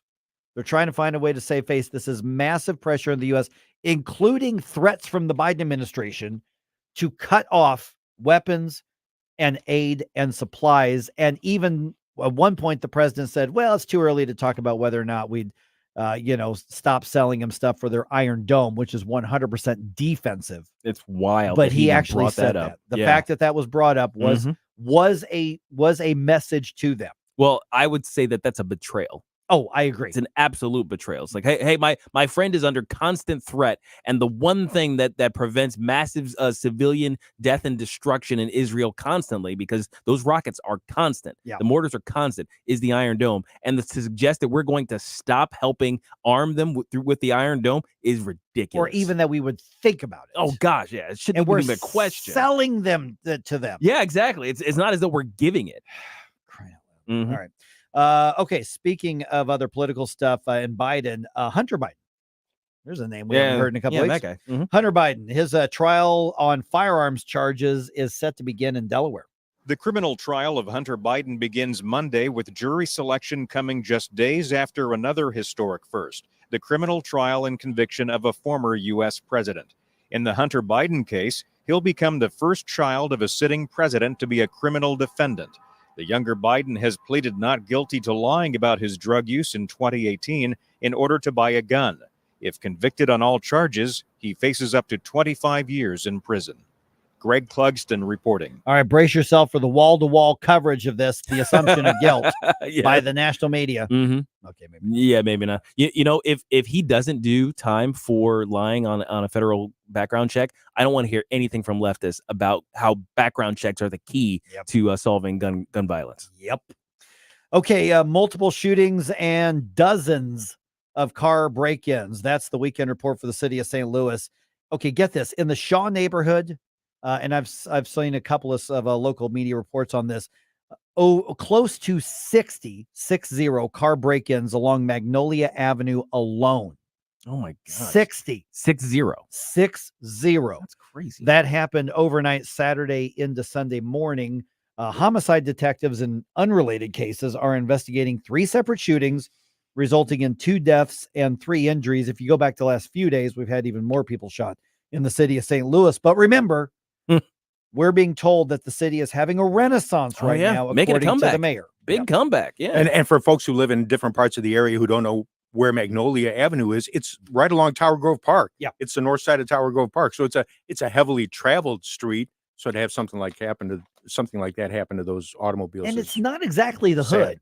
No, I mean, this is not what you think of when people stereotypically think of high crime areas. That ain't it. No, not that they don't have problems, and they have had problems, but you know those things. But that this isn't the stereotype. And to have it on a major thoroughfare as opposed to a cubby hole little area in South City. That's not good. Methinks that my definition of Renaissance is different than Tashara Jones' definition of Renaissance. I'm just saying. Yeah. All right. Okay. Anthony Fauci, former director of the National Institute for Allergy and Infectious Diseases. He represents what? Science. Yes. He's going to be testifying to a House subcommittee today that looks into the origins of COVID-19. Congressman Ronnie Jackson from Texas was on Fox News Live, and he says, you know what? Anthony Fauci must be held accountable in this case right here for what he's accused of is using his personal email account and coded language to bypass potential Freedom of Information Act or FOIA requests. It's just multiple examples throughout there about how he was actively trying to keep information from being discovered. Even Dr. Fauci's chief of staff also admitted that he was using characters in place of letters, maybe like a dollar sign in place of the letter S or something, to avoid FOIA stuff being found. So basically, Anthony Fauci was trying to be vaccinated from Freedom of Information Act requests. Man, I'll be here all week. Yeah. Oh gosh, this whole Fauci thing, it's wild. Like he was defending up and down. It was not a lab leak, and it was not due to gain of function research, which we definitely didn't fund. Didn't fund it, No. Absolutely not. And every single one of those assertions, every single one of those assertions proved out to be wrong. The facts are closing in on Anthony Fauci to the point where it's basically undeniable that he lied. Yes, over and over and over and over and over again. But here's my bold prediction. He will not be held accountable. The only accountability is we can hope to turn the public opinion into the federal government's highest paid single employee, Anthony Fauci, to where he just lives out the rest of his days being a pariah to the people of this country. But media is already trying to salvage his reputation. But nobody's above the law, Mike. It's America. Nobody's above the law. Yeah. The system works. You just have to, unless you're on the left. Yeah, there you go. That's how that works. All right, couple sports things here. The Cardinals, they needed an extra inning to get the win over the Phillies on Sunday. They lost the series to Philadelphia 2-1, but at least, hey, they did not get swept. Final score was 5-4. Nolan Gorman, I don't know if he was the official MVP, but he should have been if he wasn't. Nolan Gorman had a home run in the first inning, and he drove in the winning run in the 10th inning. The Redbirds road trip continues today with a 7-10 game against the Astros in Houston. Kyle Gibson gets the start for this one. He's going to be up against Justin Verlander, so that should be a good game. And tickets for this coming weekend's UFL Conference Championship between the Battlehawks and the Brahmas are on sale in 90 minutes. 10 o'clock. That's when they go on sale. XFL Conference title game is Sunday evening at the Dome. It will be a rematch of Saturday's game between those two same teams. And you can go to theufl.com/tickets at 10 o'clock and get your tickets. If you're a season ticket holder, you probably already bought your tickets because you guys had first crack at it in the first place. You said it's 90 minutes away. To be honest with you, the game on Saturday, the last 2 minutes felt like they took 90 minutes because there were so many challenges and then plays and refs overturning calls. It was a fascinating last couple of minutes, and fortunately, the Battlehawks won it. Drama in a good sports way, and our coach outcoached their coach. Absolutely. That's what happened. That super challenge, that was something that really helped out. Knowing the rules is a big deal. Yeah. Very big deal. All right, just ahead here. Have you noticed that more people are willing to push back and go, you know what? I'm tired of this whole Pride Month thing. Is that insensitive? Is that not inclusive? Is this showing that we're becoming big meanies? Yes. All right. I will own it. Jordan Peterson has something to say about the entire concept of Pride Month. And let's just say not everybody's happy about it. And it would be really controversial. And if I play it on this show, guys, if I played that clip on this show, there would be people in St. Louis mad at me for repeating and allowing him to have his say on that. Yeah, like the Riverfront Times would make it. Oh, wait. No, they're not. They can't. Sorry. I mean, people would really be offended if I played this clip from Jordan Peterson. Okay, then we have to do it. I think I'll do it. All right. Right around 8:35 here on 101.9 94.1 News Talk STL. Suck it, libs.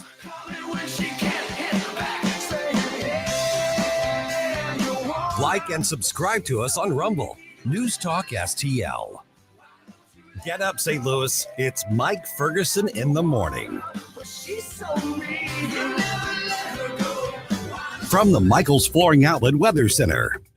I'm meteorologist Leah Hill with your first alert forecast. Today is a first alert weather day. Most of us are going to experience dry conditions with partly to mostly sunny skies, but then in the afternoon, watch for what we call pulse thunderstorms. They bubble up quickly, and those storms could produce wind as great as 60 miles per hour, some hail as large as quarters, and even a burst of heavy rainfall, enough to cause localized flooding. So that's why we have the alert day. Temperatures today near 90 degrees. That's your first alert forecast. I'm meteorologist Leah Hill. Fox News commentary. It's officially Pride Month, which means the majority of companies, organizations, and sports teams will be forced into celebrating the sexual preferences of the minority. I'm Tommy Laren. More next.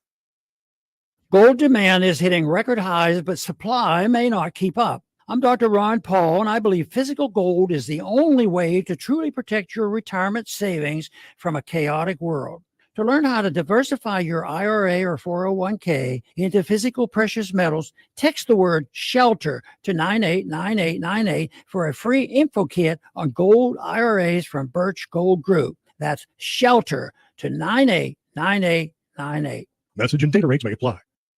Memorial Day, Veterans Day, Independence Day. All of those significant celebrations get but a single day. But the celebration of the sexual preferences of the minority, for some reason, gets an entire month. Yeah, as soon as the clock struck midnight last Friday night, seemingly every major company, corporation, and sports team slapped the rainbow on their respective logos and committed to glorifying the LGBTQ lifestyle. And why? Do what you want, love who you want, but why must the whole country be forced to celebrate it? Pride is a personal feeling, but it is snowballed into force-fed validation that everyone must co-sign or else be labeled a bad name. But as for me, my pride flag is the American flag, and I will be proud of this country for this month and every month thereafter. I'm Tommy Laren, and you can watch my show, Tommy Laren is Fearless, at Outkick.com. Report cards are a good way to show how well your kids are doing in class and where they might need improvement. We at the Show Me Institute believe schools should get grades too, so parents can see how their child's school compares to others. That's why we came up with the Missouri School Rankings Project. Click on the website moschoolrankings.org and it's all there. Rankings and letter grades for all the schools in Missouri. The rankings are based on categories such as student performance in English language arts and math, ACT scores, and graduation rates. Then we take the rankings and come up with a grade point average, just like your child has. Each school and district has a grade, and the website is easy to use. And now we've added spending data for every district, so parents, taxpayers, and policymakers can see where the money is going. Don't you want to know how your child's school stacks up? Learn more at showmeinstitute.org. The Show Me Minute has been brought to you by Show Me Institute and Show Me Opportunity. Stand and Fight with Nick Schroer. Hey everyone, this is Nick Schroer from Stand and Fight. If you need tree removal, storm damage, repairs to trees, tree trimming, pruning, if your bushes are out of control, call River City Tree Service. Free quotes right now, 314-270-8071, 314-270-8071. Professional tree services performed by ISA certified arborists. Request your free quote at rivercitytreeservice.com. Whether at home or at work, you're mobile. So when you're mobile, stay mobile. Keep St. Louis's home for conservative talk with you wherever you go. Download the News Talk STL app in the App Store or at newstalkstl.com. Bill O'Reilly here. Check out the O'Reilly Update this afternoon at 3:45. Right now, it's back to Mike Ferguson in the morning on News Talk STL. I'm sensing a shift, just kind of a cultural, social shift right now. Yes, I am too. There's a pushback against the hard left on the whole Pride Month thing. I mean, and listen, you drive through the Grove, you're going to see the flags everywhere. Oh, That's gosh, just, yeah. That's the Grove. That's the neighborhood. You know? Okay. I'm not saying people are running up there and ripping those flags down or anything.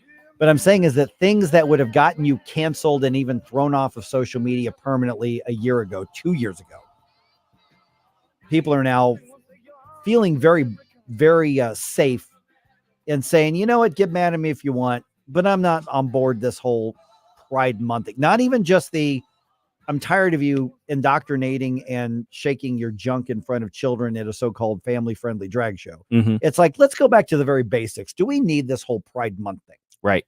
Jordan Peterson was asked about that. I'll play a soundbite from him here in a second. It is 8:37 right now. Got some thoughts on this? 314-912-1019. Join us on June 25th, our next News Talk STL event called Saving America 2024, the economy and the courts. This is, if you happen to be one of those thinking people, you're going to find this fascinating. And so Joel Griffith and Zach Smith from the Heritage Foundation are going to be in town, and we're actually going to be at the Funny Bone in St. Charles. And so, as is the case with pretty much all of our News Talk STL events, this is a free event the evening of June 25th, which is a Tuesday, but you got to get your tickets. Right. Got to reserve your tickets. So newstalkstl.com, just go there, reserve your tickets there. They are free and adjusted for inflation. That makes them free. Yeah, we'd love to have you out there, but get them now, because we do expect that this is probably going to be another sold out, well, quote unquote sold out. This will be another reserved out event. We're all going to be there. Love to say hi. Some of our friends that come to our events, I haven't seen y'all in a few months, so let's definitely meet up. All right. On the Facebook Reels, I saw this, and it's funny because Jordan Peterson was asked about Pride Month. Right. His thoughts are on Pride Month as a concept. And so the video that was making the rounds is like 50 seconds long or something like that. So it's not very long. And I'm going to play it for you here in a second. I'm actually surprised that it's still allowed to be up on the Facebook platform. And I saw it this morning too. Yeah. I grabbed the audio the other day, but I saw it this morning, and I'm actually surprised. A year ago or 2 years ago, whoever posted that would probably get suspended or have their account frozen, or they would have been thrown off the platform altogether. But for some reason, there's a shift, and people are feeling stronger about challenging what we were told to just accept. And if you don't accept it, then you're a bigot, and understand you're on the losing side, because we were told we were on the losing side. Is there that much of a shift? It seems to be. I mean, originally it was, what was it? We're here, we're queer, get used to it kind of thing. And we did. For a while there, we got used to it. We stepped back and went, you know what? I may not agree, but you do your thing, but I'll keep my opinion to myself, because I don't want to run afoul of you. I don't want to get in trouble with you. Yeah. And now people are basically like, even people, I think some people who say, hey, I got no problem with you living your life this way, but knock it off. That's enough. Right. And the blowback is bigger than just you crossed the line with the so-called trans thing. People were horrified to find out what was happening physically, chemically, surgically to children, including right here in St. Louis.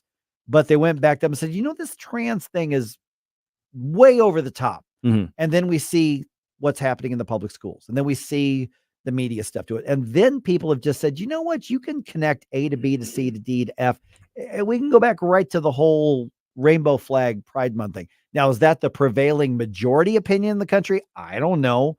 I don't know that's the case at all. But I think more and more people are willing to speak up and say the unpopular thing. Oh yeah. And that's kind of one of those major things. Now, Jordan Peterson, he comes at this from a psychological standpoint, Right. but I think that has relevance to the cultural things that we're seeing right now. Here is what he had to say when he was asked about Pride Month. You know, we have Pride Month. Well, what are we celebrating? First of all, how about we don't celebrate pride? Pride's a cardinal sin. And you might say, well, they don't mean pride. They mean it's a group of oppressed people, and now they're just finding their identity, and they're getting some security in that identity. And so what they mean by pride is security in that identity. It's like the word's pride. That's the word that was chosen. And it's pride in relationship, as far as I can tell, to nothing but hedonistic self-gratification. It's like your identity is going to be your sexual desire. That's your identity, your sexual desire. So that means you've reduced your identity to the most immature and hedonistic part of you, the part that would exploit someone else for your own gratification, for example, the part that would exploit you for your own gratification. And now that's your identity. And now that's what we celebrate. Yeah, no, that's a very bad idea. Boy, can you imagine saying that just 2 or 3 years ago? Oh no, you wouldn't be able to, but he said it. And here's the thing. It's demonstrably true, because you see it. You see how did he say it? The self gratification. That's their identity, is your sexual gratification mechanism. And what do you see at pride parades? But guys walking around with no bottoms. You got crazy pole dancing on their floats, and all kinds of just wild stuff. and people are just like, you can't tell me I can't do this because that destroys my identity. Mm-hmm. Is exactly what he just said. Like being black, Gabe. That's a whole other one. I knew that was kidding. Oh man, don't even get me started. And every single time, the LGBTQ lobby wants to jump onto the back of the civil rights movement from the 60s and say, oh, we were fighting for the same things. No, you were not. Get that out of your mouth. Okay, so how did this, you think, get to a point where people, again, they're not just criticizing the T, they're criticizing the whole LGBT. And I don't sense that there's a lot of people saying, I'm going to undo all the gay rights laws out there. I'm going to get rid of gay marriage. I'm going to get rid of civil unions. I'm going to get rid of, all this stuff. I don't sense people saying that, but I think you've got people on a civil level. I don't think going to the governments or whatever. Yeah, cultural level. A cultural level and a civil level going, you're obnoxious. Yes. Knock it off. Right. I'm tired of you. Even some people who probably are on board, or maybe center left people are like, I'm good. People live their lives however they want. They're tired. They're sitting there going, you're wanting to overwhelm my life and I've had it. Yeah. And so people feel more free to push back and say, this is ridiculous. This has gone too far. I am not going to live my life worried about whether or not you you approve of my level of compliance. For instance, there would be, every corporation is supposed to change their profile, social media profile, and put the flag behind their logo or whatever. And it used to be, if you didn't do it, they were watching and they were all over you. Oh yeah, absolutely. And now there's enough to where some businesses and some entities are just going, our profile's our profile. It's our logo. We're just not getting into it anymore. And that's a much more reasonable place to have the debate.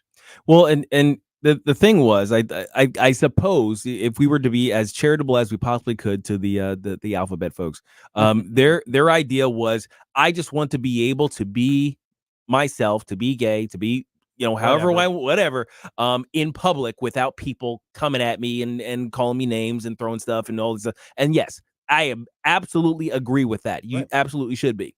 But then instead of just being that, there's like, okay, now I'm gonna wave the flag in your face and you're not gonna say anything about it. And how dare you tell us that we can't teach in the public schools that this is all part of the extension of the civil rights and that it's healthy and that it's good and that some people are born in the wrong body, and basically challenge every aspect of the foundations of our culture. And if your parents disagree with this, we're going to get in between you and them. And then one state has gotten to the point where the state of California literally now has a law on the books and signed into law. It's law. This is real. Yeah. Says if you can traffic a child across state lines who says, I'm trans, but my parents won't let me do it, the state will take custody of that child and provide those injections and possibly up to the certain. That literally is a law in the books in California. And so the backlash is affecting their entire movement. Listen, I got enough libertarian in me that I just say, I don't have to approve of or understand or like the way you live your life. There are some things that just aren't my business, but there are other things where I say, I've got a right to an opinion. And my libertarianism says that I've got the right to say, I think you're full of crap. I think you've gone too far. I think you're obnoxious. Now, that may get blowback to me, but more and more and more people, I think, are coming to the conclusion that says, I'm going to say the taboo thing. And the taboo thing right now is, you people have lost your mind. Oh, yeah. I mean, it went from the tolerance thing, which is very much a don't tread on me. It's like, okay, fine. And then it became a bake the effing cake. Yeah. And then it became give us your children. And that's the thing that I think that tipped the scales. And I think people are now coming back to reality. It's like, wait a minute, we should have stopped this train way back at the previous two stations. On Rumble, 40 grand battery is the handle there. He or she, I don't know who 40 grand battery is, but welcome. Quote, and I do remember seeing this video. We're here, we're queer, we're coming for your children. That actually did happen. Yeah. They were singing songs about it. I don't remember where it was, but I remember seeing that. I think it was a gay chorus. It was. They sang a song about it. Yeah, I remember seeing the video, and they said, "Oh, we're just joking. It's just we were just poking fun of the stereotypes." No, this is what you're doing. Right. We see you. And so somewhere, I've got friends who are gay. They know my opinions on everything. Sure. Do I bash them and call? No, like I said, I have friends who are gay. Doesn't mean I agree with I have friends who are on the left. Mhm. I've got friends who have different religious beliefs than Mhm. I do. It's part of living in a pluralistic society. But there are people out there that I know this is how they live their life. They don't do the parades. They don't get in a jockstrap and have their bare butt cheeks hanging out. They Mhm. certainly are horrified when they see the drag shows for children, when Mhm. they are as angry about, they are basically the forerunners to the gays against groomers Yes. type of situation. They're like, we want to buy a house. We want to have our house. Mhm. We want to live a life that's pretty similar to yours when Mhm. it comes to finances and home ownership and business and whatever the case is. We want to have visitation rights in hospitals and blah, I get it. Yeah, which you could do anyway. I mean, that's yeah. But so they're like, these people are making us look horrible. But they have been told, don't you dare challenge within. You have to stick together with us. Mhm. And more people, not just your great uncle who is mad about gay marriage from 10 years ago, who's every year has to go call people names and stuff. That's not what we're talking about. We're talking about people who are saying, come on, guys, enough's enough. I mean, imagine any obnoxious thing, no matter what it is. In this case, we're talking about LGBT stuff.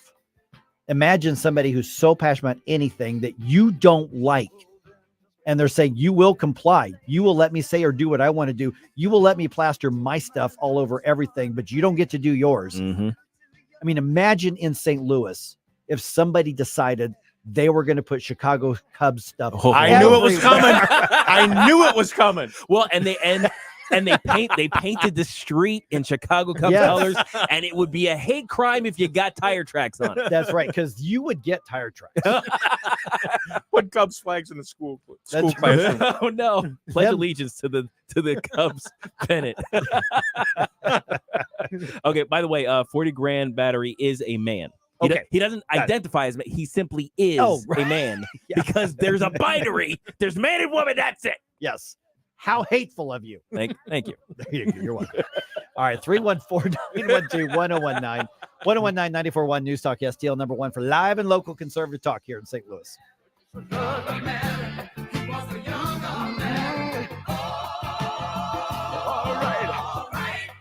Like us on Facebook at News Talk STL. Mike Ferguson in the morning.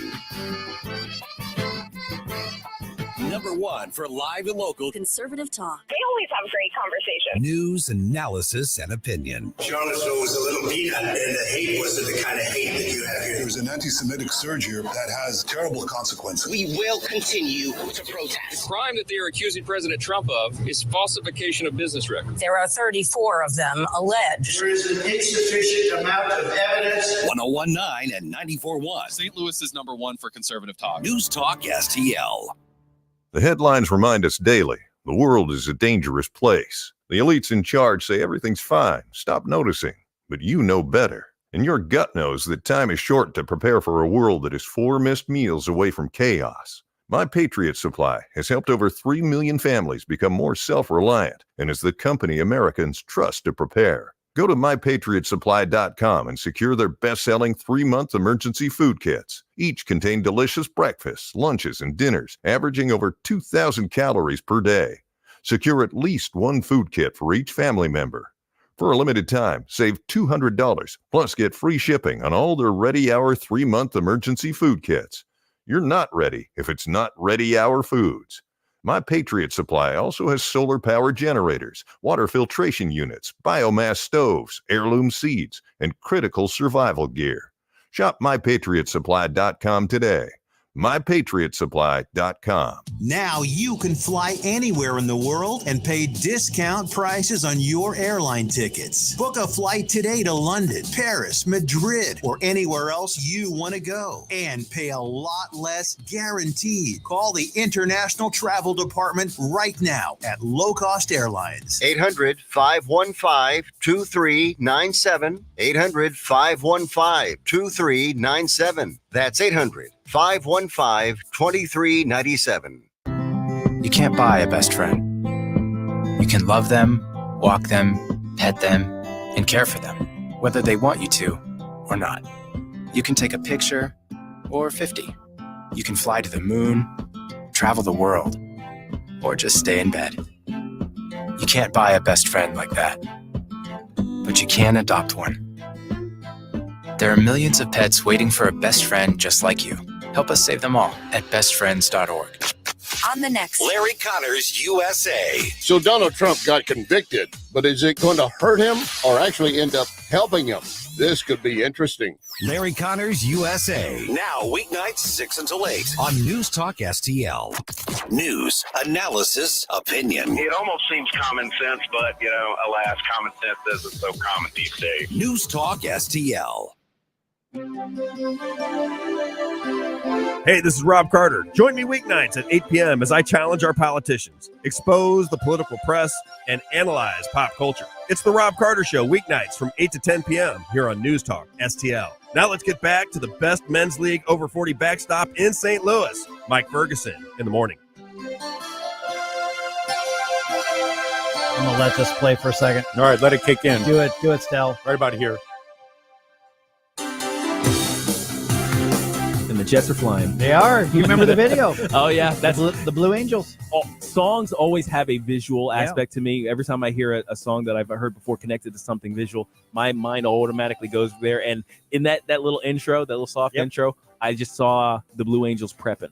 If I remember right, that the Van Halen donated the use of this song to the U.S. Navy and the Blue Angels basically as a recruiting tool. Yes. So they were able to make the video with all the the Blue Angels doing their thing, and it was like in the top MTV videos. Oh, it was massive, man. Massive.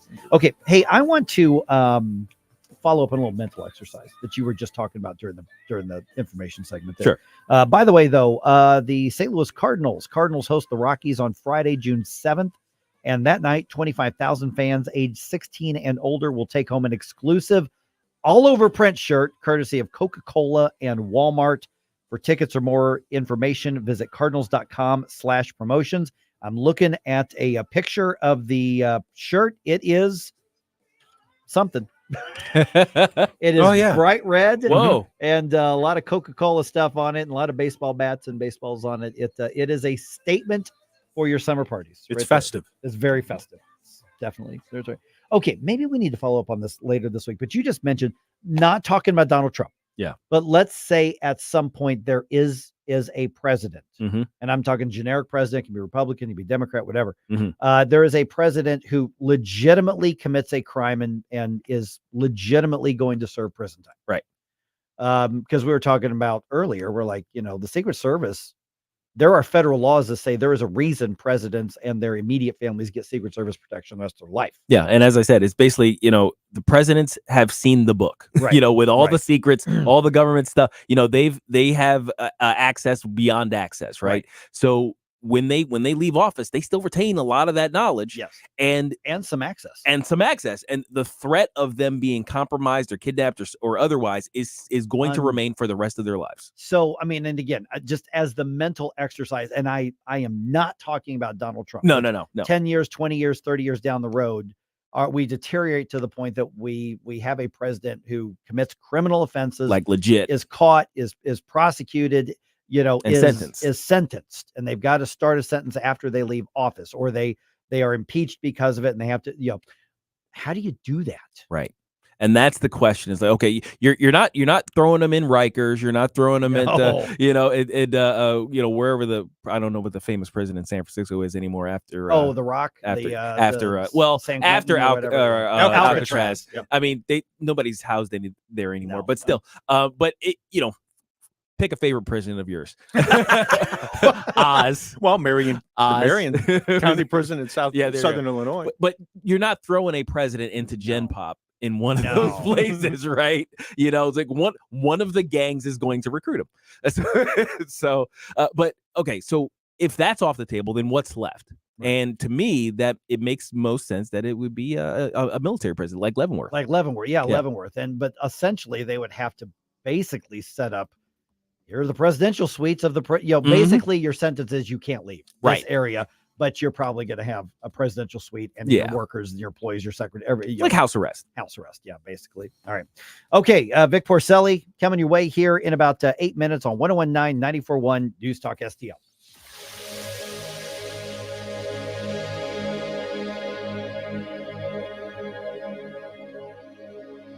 Number one for live and local Conservative talk. They always have great conversations. news, analysis, and opinion. Charlottesville was a little peanut, and the hate wasn't the kind of hate that you have here. There's an anti-Semitic surge here that has terrible consequences. We will continue to protest. The crime that they are accusing President Trump of is falsification of business records. There are 34 of them alleged. There is an insufficient amount of evidence. 101.9 and 94.1. St. Louis is number one for conservative talk. News Talk STL. To all our incredible supporters, we at the David Dorn Foundation say thank you. Your 5-star online reviews that you recently posted are beacons of encouragement on our mission to assist first responders. And a shout out to Steve Katraba, who reviewed us with these powerful words. The Dorn Foundation continues to fill a need in the public safety community and thereby to the public. Steve, your words are more than a review. They show the impact we're making for first responders. To read more strong reviews, Google the Dorn Foundation now.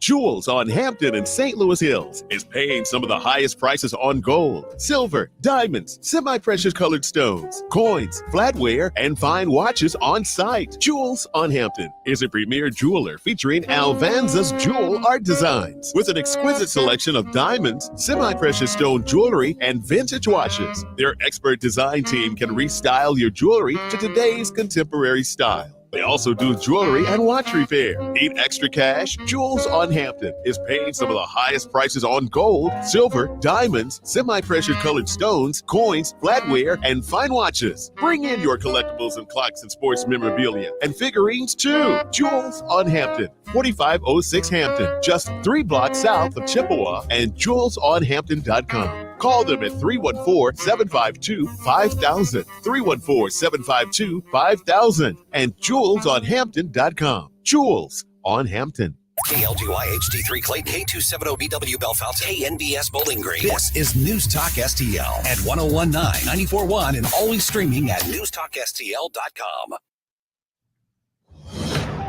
News this hour from townhall.com. I'm Rich Thomason. Firefighters reporting significant progress on a wildfire. It has scorched 22 square miles in the San Francisco Bay area. California officials say the Corral Fire, burning near Lawrence Livermore National Laboratory east of San Francisco, is a little over 14,000 acres and 50% contained. The fire erupted Saturday in the grassy hills west of Tracy and destroyed one house. Thousands of people in the area were evacuated. Cal Fire says weather conditions became more favorable, allowing crews to make progress on control lines. Evacuation orders have been downgraded to evacuation warnings, with residents advised to remain vigilant. A Lawrence Livermore Lab spokesman said the wildfire presented no threat to lab facilities and had moved away from the site. I'm Jennifer King. House Republicans expected to come down hard on Dr. Anthony Fauci, the former head of the National Institute of Allergy and Infectious Diseases, testifying today on Capitol Hill. Fauci goes before the House Select Subcommittee on the coronavirus pandemic. Lawmakers are set to grill him on allegations of a range of misconduct under his watch during the pandemic. Will be Fauci's first congressional testimony in almost 2 years. Jury selection beginning today in Hunter Biden's trial on firearms charges in Delaware. In this case, Hunter Biden becomes the first child of a sitting U.S. president to be a criminal defendant. He has pleaded not guilty to lying about his drug use in 2018 in order to buy a gun. If convicted on all charges, he faces up to 25 years in prison. White House correspondent Greg Clugston. History has been made in Mexico's presidential election. The country will have its first female president following an election that was also notable for all of the violence surrounding the balloting. Watching Wall Street, the Dow is down 27 points, while the Nasdaq is 129 points higher. More on these stories at townhall.com. Government debt is now exploding by an unprecedented $1 trillion every 90 days. Think of that. It's a clear sign that our nation's finances are spinning out of control, and it's putting the savings of every one of you at risk. Hello, I'm Lance Wallnow, a news analyst and best-selling author and an evangelical leader. I'm deeply concerned about the impact this runaway debt is going to have on Christians like you who have worked hard to build your own nest egg for your family. To protect your financial future in these